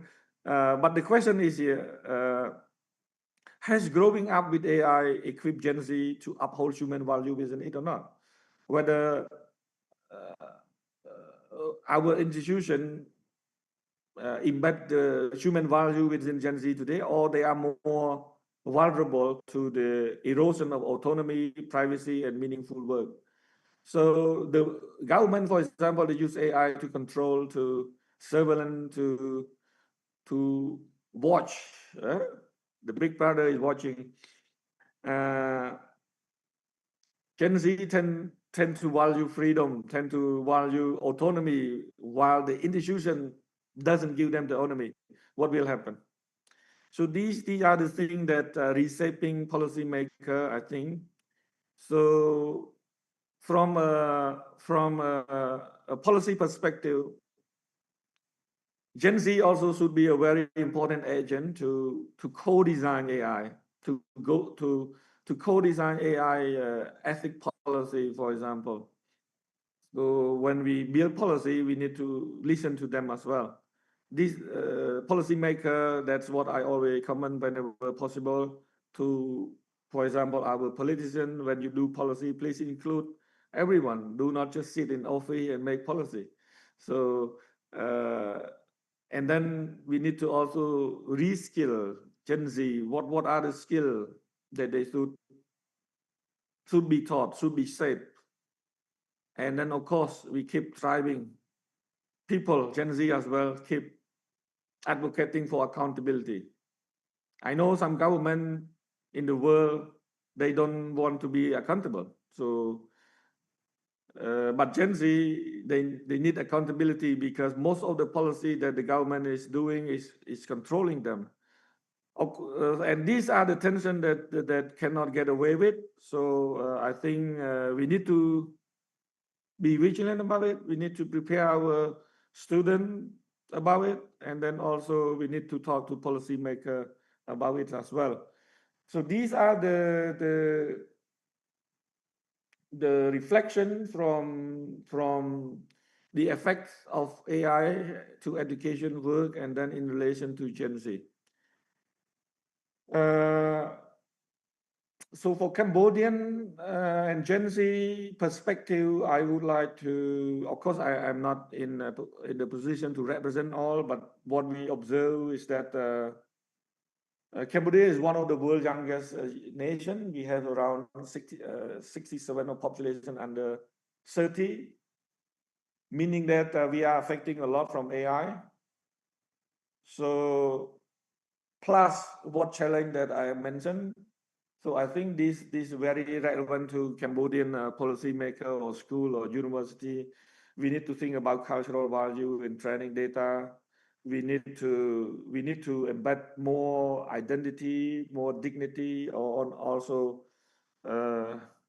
human value into whatever we sought, we plan. So in principle, I think for the future ahead, I think if we look at another slide in SIGCORP principle, AI and human value, I think, of course, any work, anything that done must be embedded with human dignity. So we need to respect human dignity, rights, and well-being, make sure that we automate. Why we automate? Because we want things better. Why we want better? Because we want to solve human problem. We want human to live in a better way. But if we automate things, we use AI to help us, but it's threatened to human dignity. We need to question whether it is worth or not to use it. And then transparency, of course, this is a very challenging, especially in Cambodian context. So far, we don't have now the policy on data privacy. So data privacy policy, we don't have that law yet. I think the government has been doing it for years, and we are waiting also for it.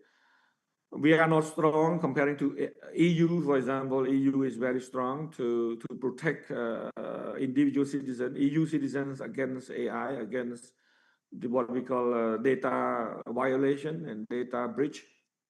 But in Cambodia, I'm not sure with Indonesia, I'm not sure whether there is a policy enough to protect it or not. So we need more transparency. We need to be fair. Fairness is easy to say, but it's difficult to do or to believe. So at least we want fairness in education. While we are in education institution, we need to be fair ourselves in treating AI and treating our student and in treating our community. Accountability, yes, there must be responsible. Sometimes AI chat is very convenient. We find ourselves like when we log in, we want to answer some question. AI can help you, but sometimes AI cannot answer what we want because uh, we want to talk to people. We want to feel like people communicated. So of course we need to find someone to be responsible behind AI. There must be oversight by human and again skill and empowerment. We need to empower our future generations skills that needed to compete with AI. We will keep our no more traditional as Rachman mentioned earlier, digital marketing is a new emerging branch where the traditional marketing nowadays is dying. So digital marketing come to replace. UTE, luckily, we are the only one here in Cambodia that introduced digital marketing bachelor degree, not a short course, but a bachelor degree. So now a lot of students come into study and these things are skill needed for this development. So we are ready, I think, you at UTE to equip a lot of students to cope with problem in the future. So these are the things that I would like to mention. The road ahead for university, I think we need to adopt what we call ethic principle to use AI, very strict. Of course, AI can help a lot. However, we want more human to control and to learn. We need to also establish ethics committee, including faculty, student, and staff. Of course, our assessment in EduT, we also change to our assessment model. We don't assess students just based on the way they write or the way they produce PowerPoint. Of course, sometimes even here PowerPoint can be made easily by AI, by a lot of platform. But we need students to come up with creativity, to come up with comprehensive understanding of the lesson. So our assessment need to be changed. We also need to localize AI. For example, in Cambodian context, some cultural value is different, so we need to also think about it. For educator, of course, value sensitive design, preserve human mentor-student relationship, and also critically evaluate AI generated contents alongside student tasks must be taken care.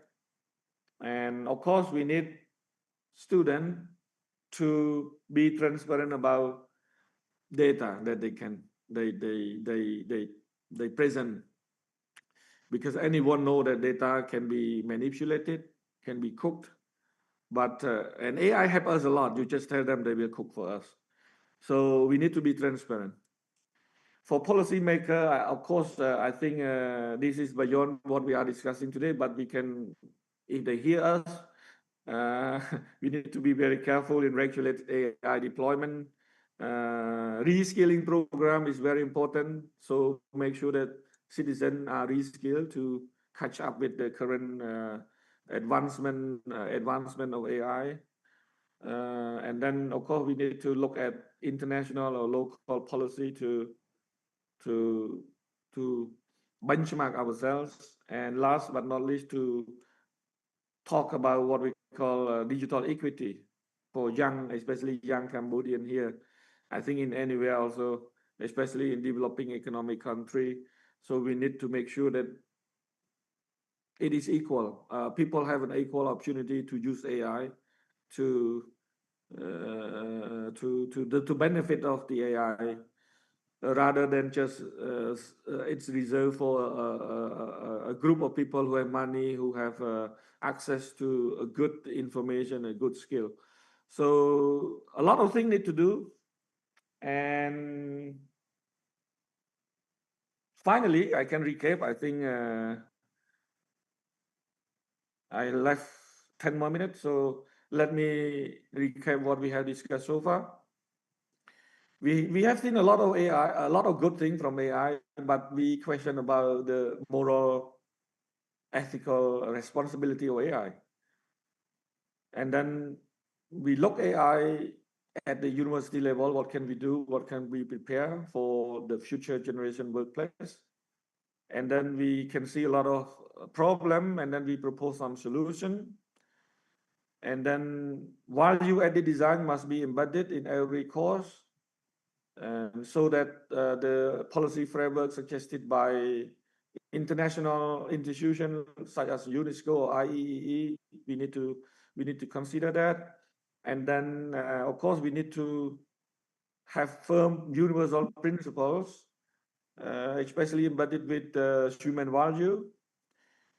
So in Cambodia, we can see that we will have a lot of problem, especially tension between Gen Z and AI, and then and a group of what we call governing generation, those who make policy, those who run the government, those who sit and make policy, write some law.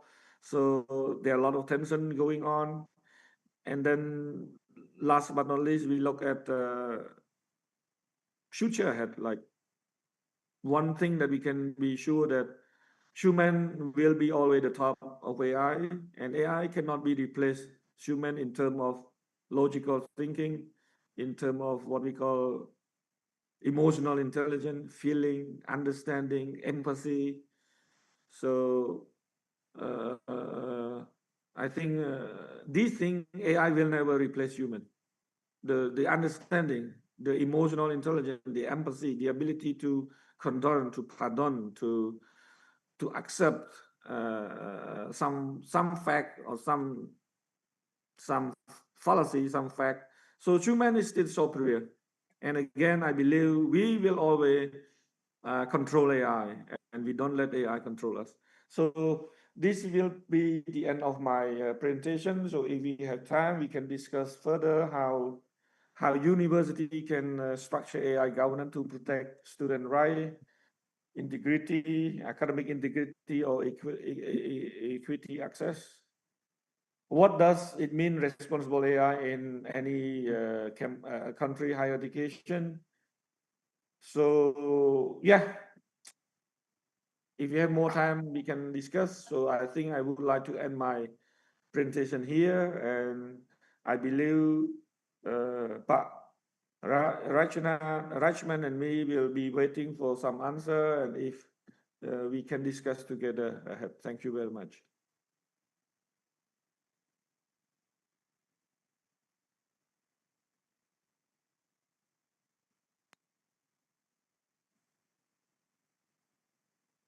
Thank you, Professor Marcel, for the excellent presentation.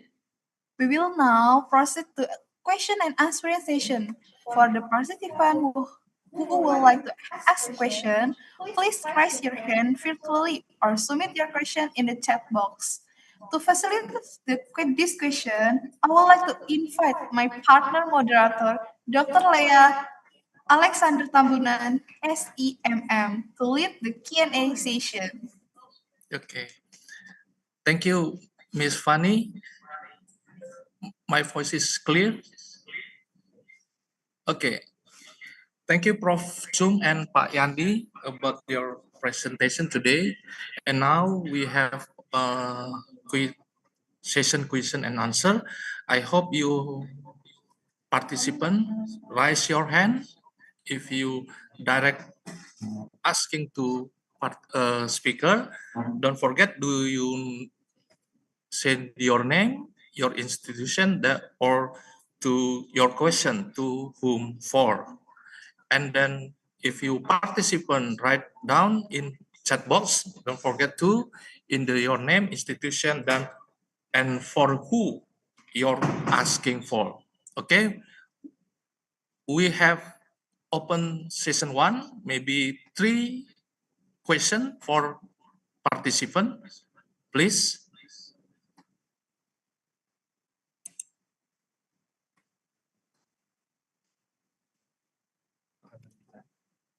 Okay, the first Pak Pelinta Tarigan, and the second. Okay, thank you. Good evening, Mr. Leo. My voice is clear.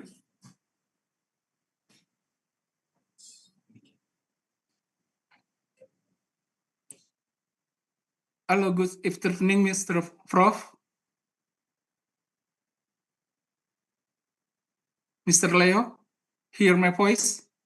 Yes, it's clear, Pak Pelinta. Okay, thank you. As we know,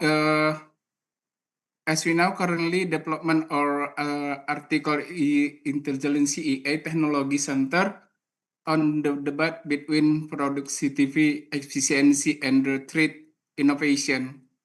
Maybe from professor have experience how to solve higher education institution design adaptive curriculum so that their graduated become not just user of AI, but architect who direct to this technology. Hear my voice? How should higher education institution design adaptive curricular so that their graduated become not just user of AI, but architect who direct this technology? Maybe Prof have experience to make a curriculum so the graded become not just user AE, but architect who direct this technology. Thank you very much, Mr. Leo. Okay, thank you, Pak Pelinta. Maybe Prof. Chung answer the question of Prof. Pak Pelinta. Oh, thank you. I think from the curriculum policymaker or builder, I think you need time to. Of course, we have a lot of theory behind how to evaluate the curriculum, whether the outcome meet the expectation or not. My suggestion would always be evaluating, keep evaluating from generation to another generation, whether what we teach at school, at university, really what we meant when a student graduated. So I think only evaluation that we keep working and doing and improving, that is strengthening our now in Cambodia, for example, there is a moment that we adopt what we call OBE, outcome-based education program. So every university, every learning institution are advised to use OBE framework to evaluate, to design and to evaluate. At us, for example, we have a very clear outcome for each course, for each program. And then at the end of the day, we need to evaluate based on the indicators set by each program. And if the student is successfully got the skill, and then we claim that we achieve. So I think for program evaluation, for curriculum evaluation, people at the committee or at the institution, I think my suggestion is to always evaluate. I think they know how to do to evaluate, and then we need to keep ourselves.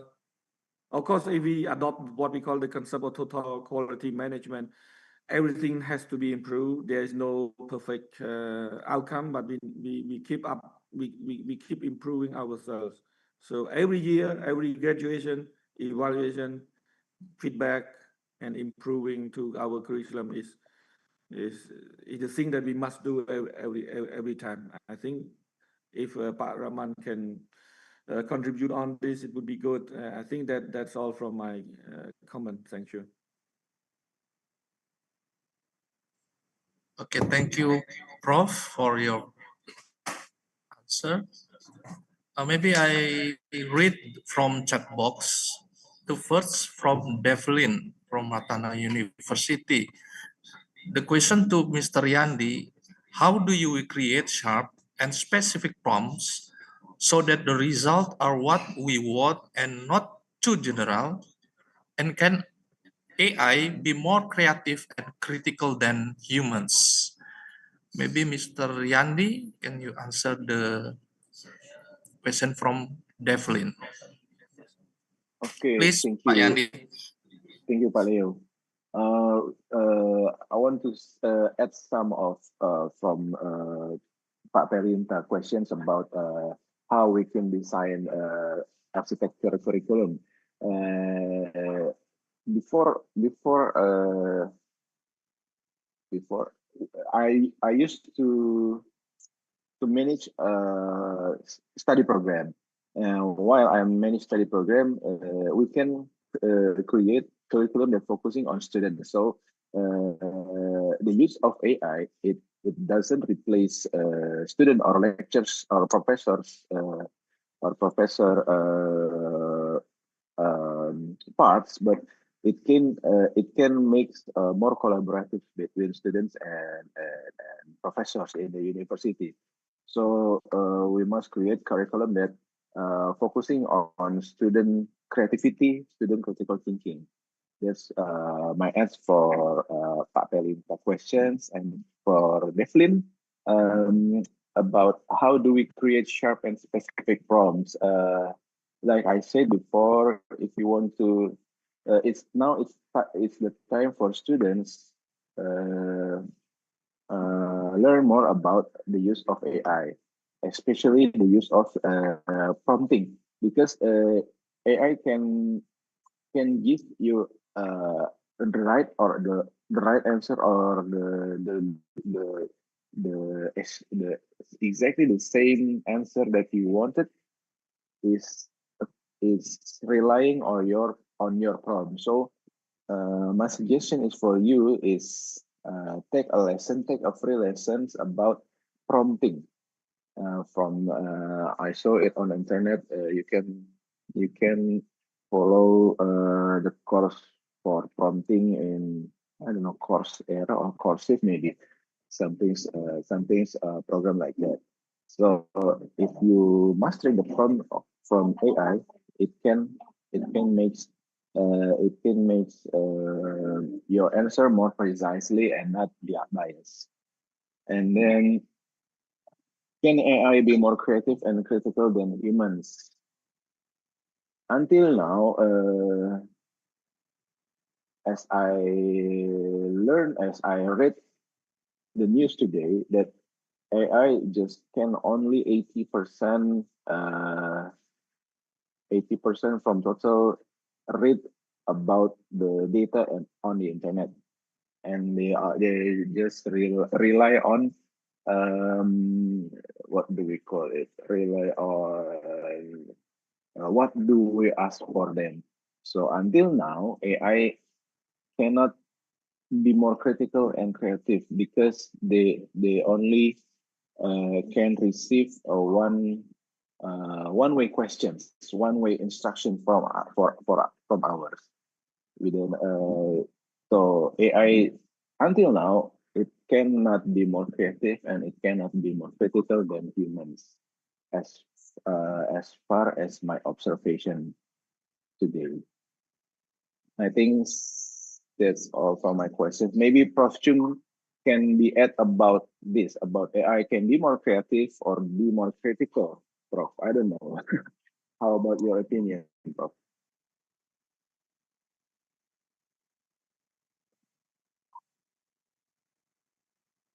If not, thank you, Pak Leo. That's my answer. Okay, thank you, Pak Yandi. The second, okay, the second question from Ms. Indriani from Matana University.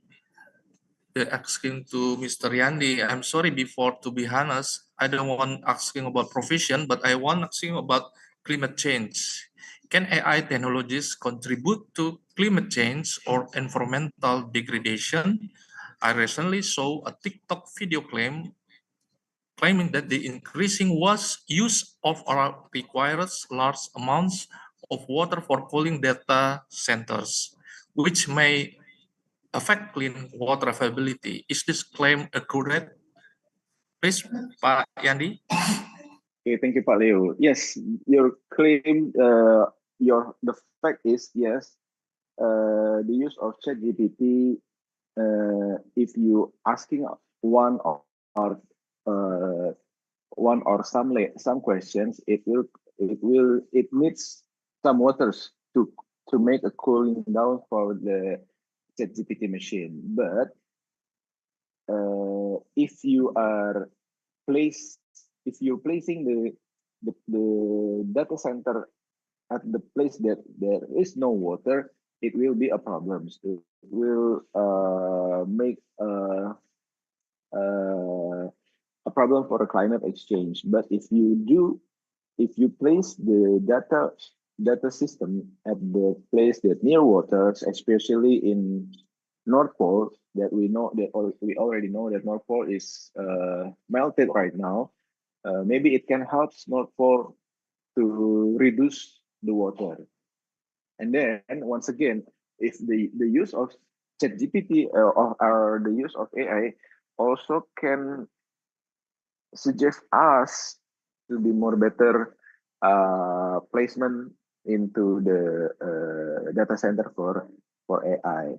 So it likes the two eyes of the swords, buah simalakama in Indonesia. One reason, one side AI can be more positive to us, but another side, especially in the climate change, it needs a lot of water to cooling down the data center. But once again, we can, until now, I think we can manage it, so it cannot make a damage on the climate exchange, I think. Thank you, Pak. Okay, thank you, Pak Yandi. The next question from Mr. Mao Nimo from Cambodia. Maybe this question to all of you speaker. My question is that I'm concerned about the students' learning, which is using AI too much.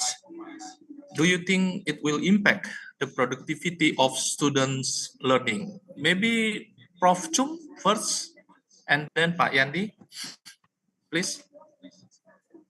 Yes, to cut it short, definitely positive and negative impact to students. Positively, we can use AI to generate, to brainstorm idea, to help us. It depends on the way we use it. Like designer can also use AI to come up with a different perspective. However, if they themselves do not know about the design theory behind, they don't read more, they will just use something that is irrelevant to the society, irrelevant to the culture, irrelevant to the context that they are doing, because AI create things based on our prompt. If our prompt is good, they will give a good result. But if our prompt is bad, there will be a not so good result. So the productivity learning of students like we are facing nowadays, it's a very problematic. Students now mostly rely on AI, everything. They cannot think themselves nowadays. When they will post question, they can use AI to check. Before they use Google to search the answer and copy and paste to the assignment, and we see directly. Nowadays, teacher must be smarter also. Nowadays, I think the more we read, the more we understand AI language, and then student cannot get away with it. If we teacher read it seriously, we will know. For example, the way that AI write is different from what we learn in written in English structure. For example, the compounding, the compound complex, the fragment, the dangling. So I think it still needs learning. I think we need to be aware of it. Productivity will be lost if students rely completely on AI and they cannot learn. But if they know how to use AI as a part of their study, I think the productivity will be grow more positively. Like they help them understand lesson quickly, right? We don't need to spend hour reading the whole book, but we just ask AI to summarize for us, and then we reread again to the text, the real text that where we, and then we ask AI to explain. So we use AI to assist our learning. The productivity will be grown and our criticality will be improved. But again, it depends on the way that we use AI. So both negative and positive will be influenced to the student productivity. That's what I can say.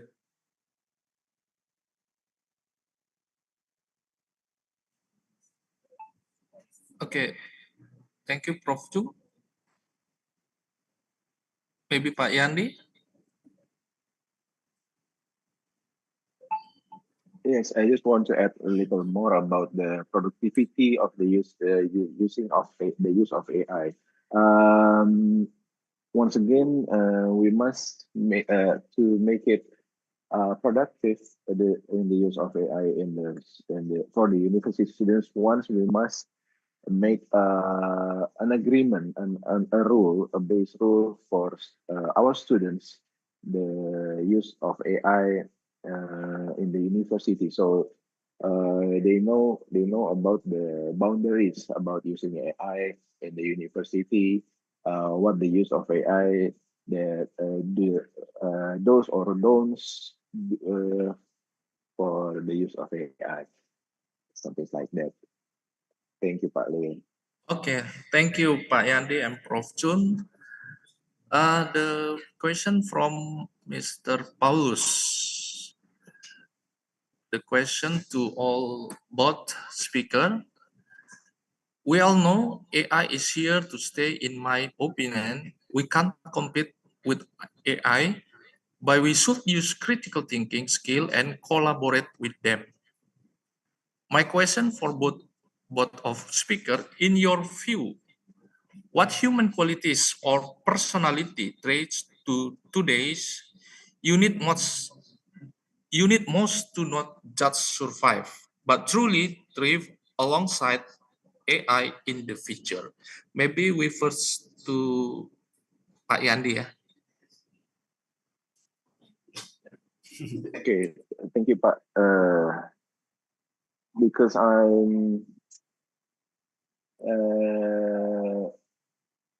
I like to learn, ya, Pak.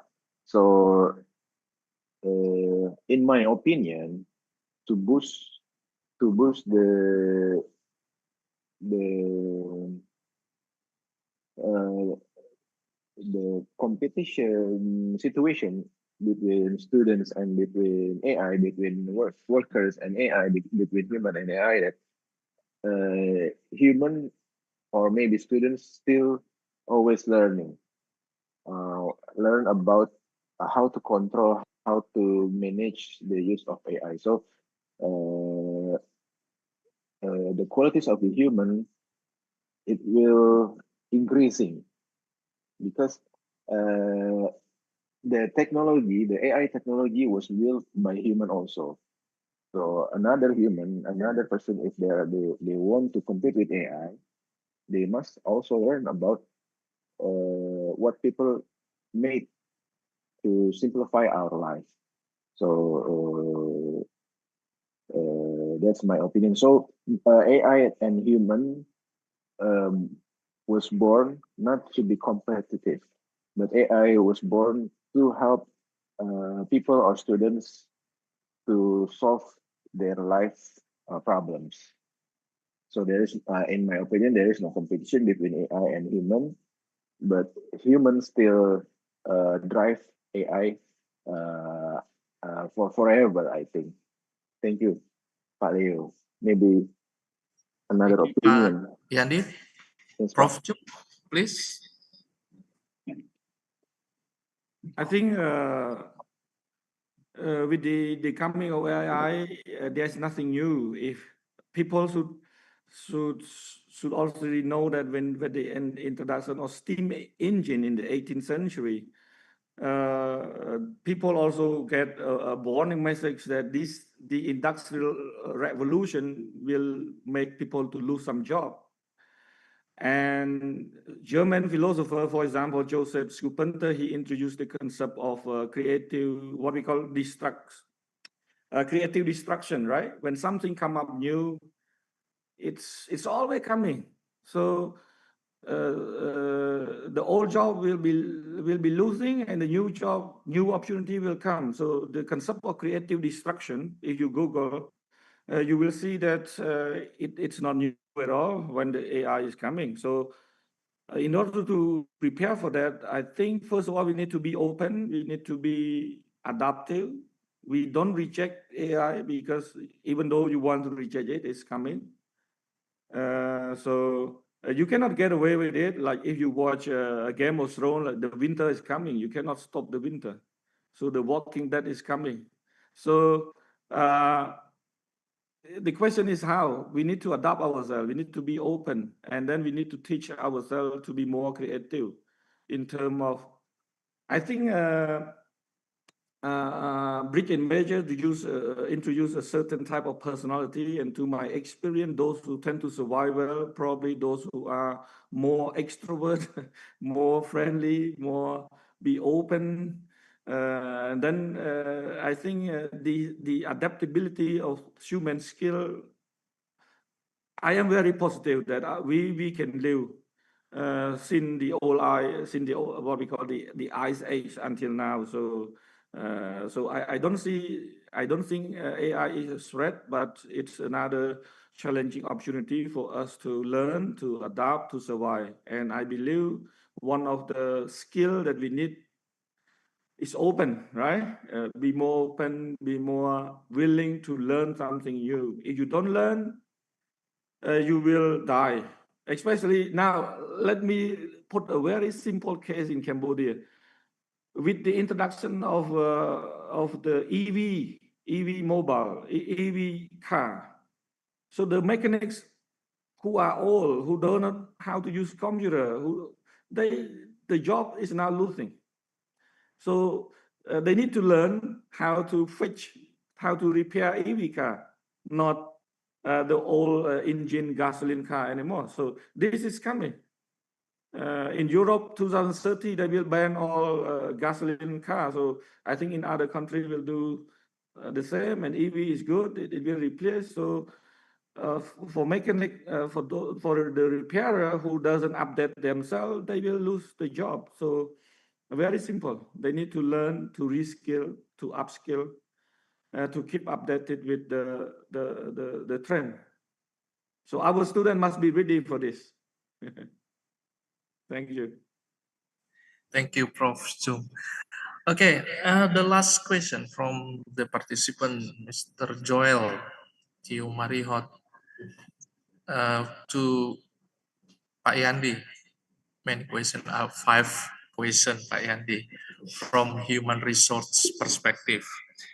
In number 1, in the AI era, what human skills do you think will remain irreplaceable by technology? Number 2, how should university students prepare themselves to stay competitive in a workplace increasingly influenced by AI? Number 3, from a human resource perspective, how can organization balance technological advancement with employee well-being?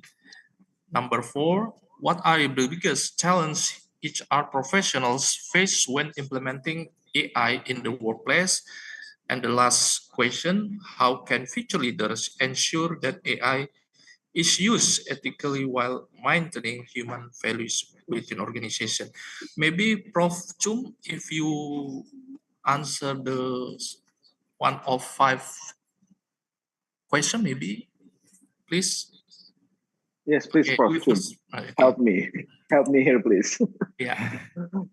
Yes, thank you. I think human skill that still cannot be replaceable. For example, the empathy, the ability to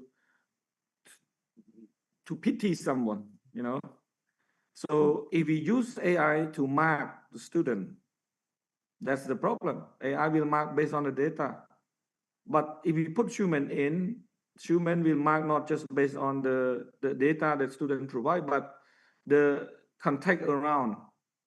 So the AI cannot replace the feeling, the empathy, the understanding that, of course, the students submit assignment late because of this, because of that. We need to understand that. This is something that AI cannot replace. So the ability we empathy someone, and university students who prepare themselves, I think they keep learning. As I start my presentation earlier, that nowadays students face a very competitive situation. You compete with AI that they don't sleep. AI don't sleep. So in my generation X, or those who were born around 70s, 78, 79, 60, 70, 80, I think they compete with human being. And they have time like us. They do sport, they rest, they read. But now AI is keep reading and understanding, analyzing, and using a lot of energy. That's of course answering to the previous question, that definitely it affect environment issue. But of course, they bring another positive way is to create more effective way to prevent deforestation. So I think a student must be again compete with AI. So you must be smarter than AI. I don't expect that, but of course you need to strengthen where AI cannot replace us, like the ability to understand, to make a sensitive judgment. We will need in a human resource management. We will need people to assess application. We don't use AI to assess. Of course, AI can help screening thousands of application form. We can write some code to AI to screen what the criteria that we need to bring us.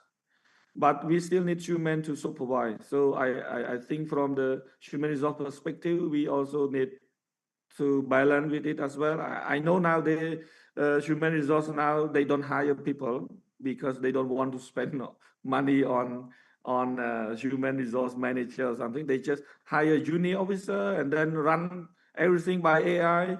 So somehow human resource they cannot just do on recruiting. How about monitoring, evaluation, motivation, write a salary policy? AI cannot do that. AI don't understand. Of course, they understand, but they cannot provide a very sensible policy that we to govern human. So we need people who are very sensible and again emotional intelligence that we need to teach at school. Yeah, and I think we with the challenging in human resource again, we don't need a lot of team anymore because everything is automated. Salary, payroll can be done by just AI and some software. Taxation can be done as well. So we don't need any big team anymore, especially in a service that automatically happen like again and again the same. They don't require enough complexity in terms of logic. So HR department will face with this situation again. But if you are more than just AI can do in terms of sensibility, again, emotion, communication, dealing with people, I think they cannot replace it. And let me finish all. I think how can future leaders into AI use ethically? I think we need to think about law. We already have a governing benchmark, a model. But of course, there are certain dimensions we need to think. Again, human value must be added. So I think we need to, we don't ask we don't ask AI to become our doctor. Of course, they can provide some symptom, but still people still use it. We cannot ask judge AI to be a judge. So these are the area that the leaders should think. I think again, for me, I'm very positive. I'm very welcoming AI, but we need to be prepared in this way. Thank you very much. Okay, thank you, Prof. Sum. Pak Yandi? I think for me, it's already enough, Pak Leo from Prof. Jun. Okay, thank you. Shut down. Okay, the last question from Mr. Sultan Banwara to both of speakers. Amid AI's growing ability to replace many technical functions across almost every profession, what human values, in your view, must remain at the core of a profession? And what practical step can be taken to preserve those values so that AI does not merely make work more efficient, but also keeps it ethical, accountable, and meaningful for people? Please, who is the first? Maybe Pak Yandi?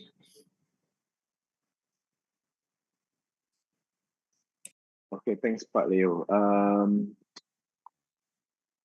AI, the greater of AI, but the merely of AI in our professional working environmental, but still it's still a technology. It's not a human. So uh, uh, the almost every profession in the world, I think what kind of human values that cannot be replaced, it's human touch and ethical touch. I mean, uh, recently I used AI that they gave me an answer, or they gave me a solution that are not humanized. They just answer it by their logic, but without their empathy, without their sympathy to the situation. So I think uh, what human values that still will be the main of the main character is the ethics and the human touch that AI cannot. I think in my observation, AI cannot have it until now. Okay, thank you, Pak Yandi. Prof. Sum? What practical steps can be taken? Oh, sorry. Okay. Okay, Prof. Sum? I think we need to go back to the ancient society again, that we need to ground our student, ourselves with morality, with ethic. So the ethical question has been asked in Aristotle, what is right? So that's why in EDUTI, any major we teach moral philosophy. I think this is the background of anything. Student must be able to judge what is right and what is wrong. Sometimes AI can give a good information, but they cannot judge. AI can summarize Aristotle virtue ethic very good, comparing to Kong, the ontology, or to the what we call utilitarianism by Jeremy Bentham or whoever. But they cannot make a sense of judgment in a real case scenario that we face every day. So a student must be able to equip it with this skill. I think we need to strengthen the again moral philosophy again with our student, so that they have ground to make decision rather than rely on AI to make decision.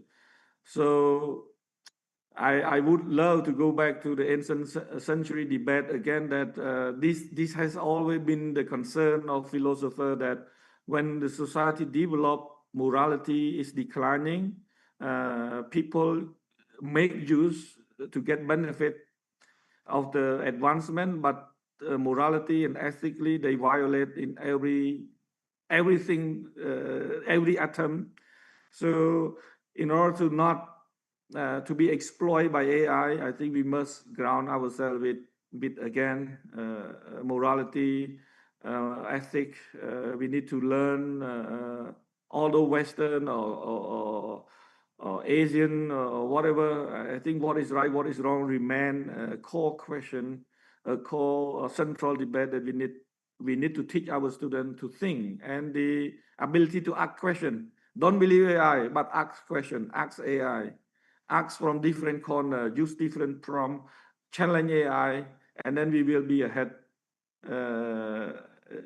more than AI. So again, please do not rely everything on AI. Always question them, always question it, and then to students read more book on morality, philosophy, and ethics. I think this is the only hope that we can do, and we keep our human values alive in the coming generation. This would be my opinion. Thank you very much. Okay, thank you, Prof. Chung.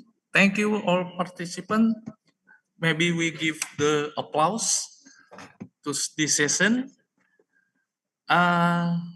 Maybe next session I give to over to Miss Fanny. Miss Fanny, please. Okay, thank you very much, our moderator, Dr. Leo, and our speakers, Mr. Yandi, and Professor Joe, and all participants for the engaging discussion today. Now, I want to remind everyone because our operator team have sent an attendance link for today's webinar. Please fill it out. We will wait for 5 minutes. This attendance is used to obtain an activity certificate. Thank you.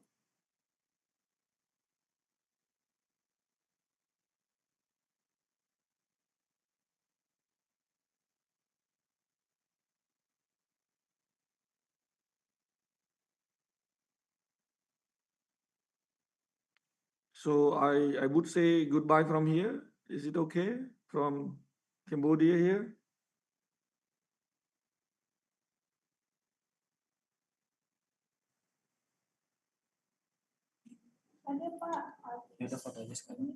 Is there any picture session? Okay. Pak Leo? Oh, Yes. Maybe today the session photo picture. Okay. Maybe all participants open cam, please. We okay already from committee in the take the picture. Check the participant. Open cam, please. We start. Okay. Committee ready? Okay. We take picture. Maybe the participants smile, full smile. Okay. Yes. You start, yeah. 1, 2, 3. Okay. The slide 1. Okay. Slide 2. Okay. Slide 3.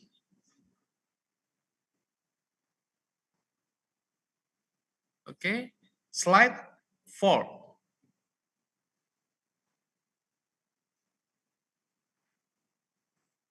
Okay. So slide 5. Okay. Okay. Finish. Thank you for participation for the full slide smile. And then we need your fill the evaluation this webinar. That is need to evaluation to our committee. Okay. Okay. Maybe the last Miss Fanny, to open the webinar, please.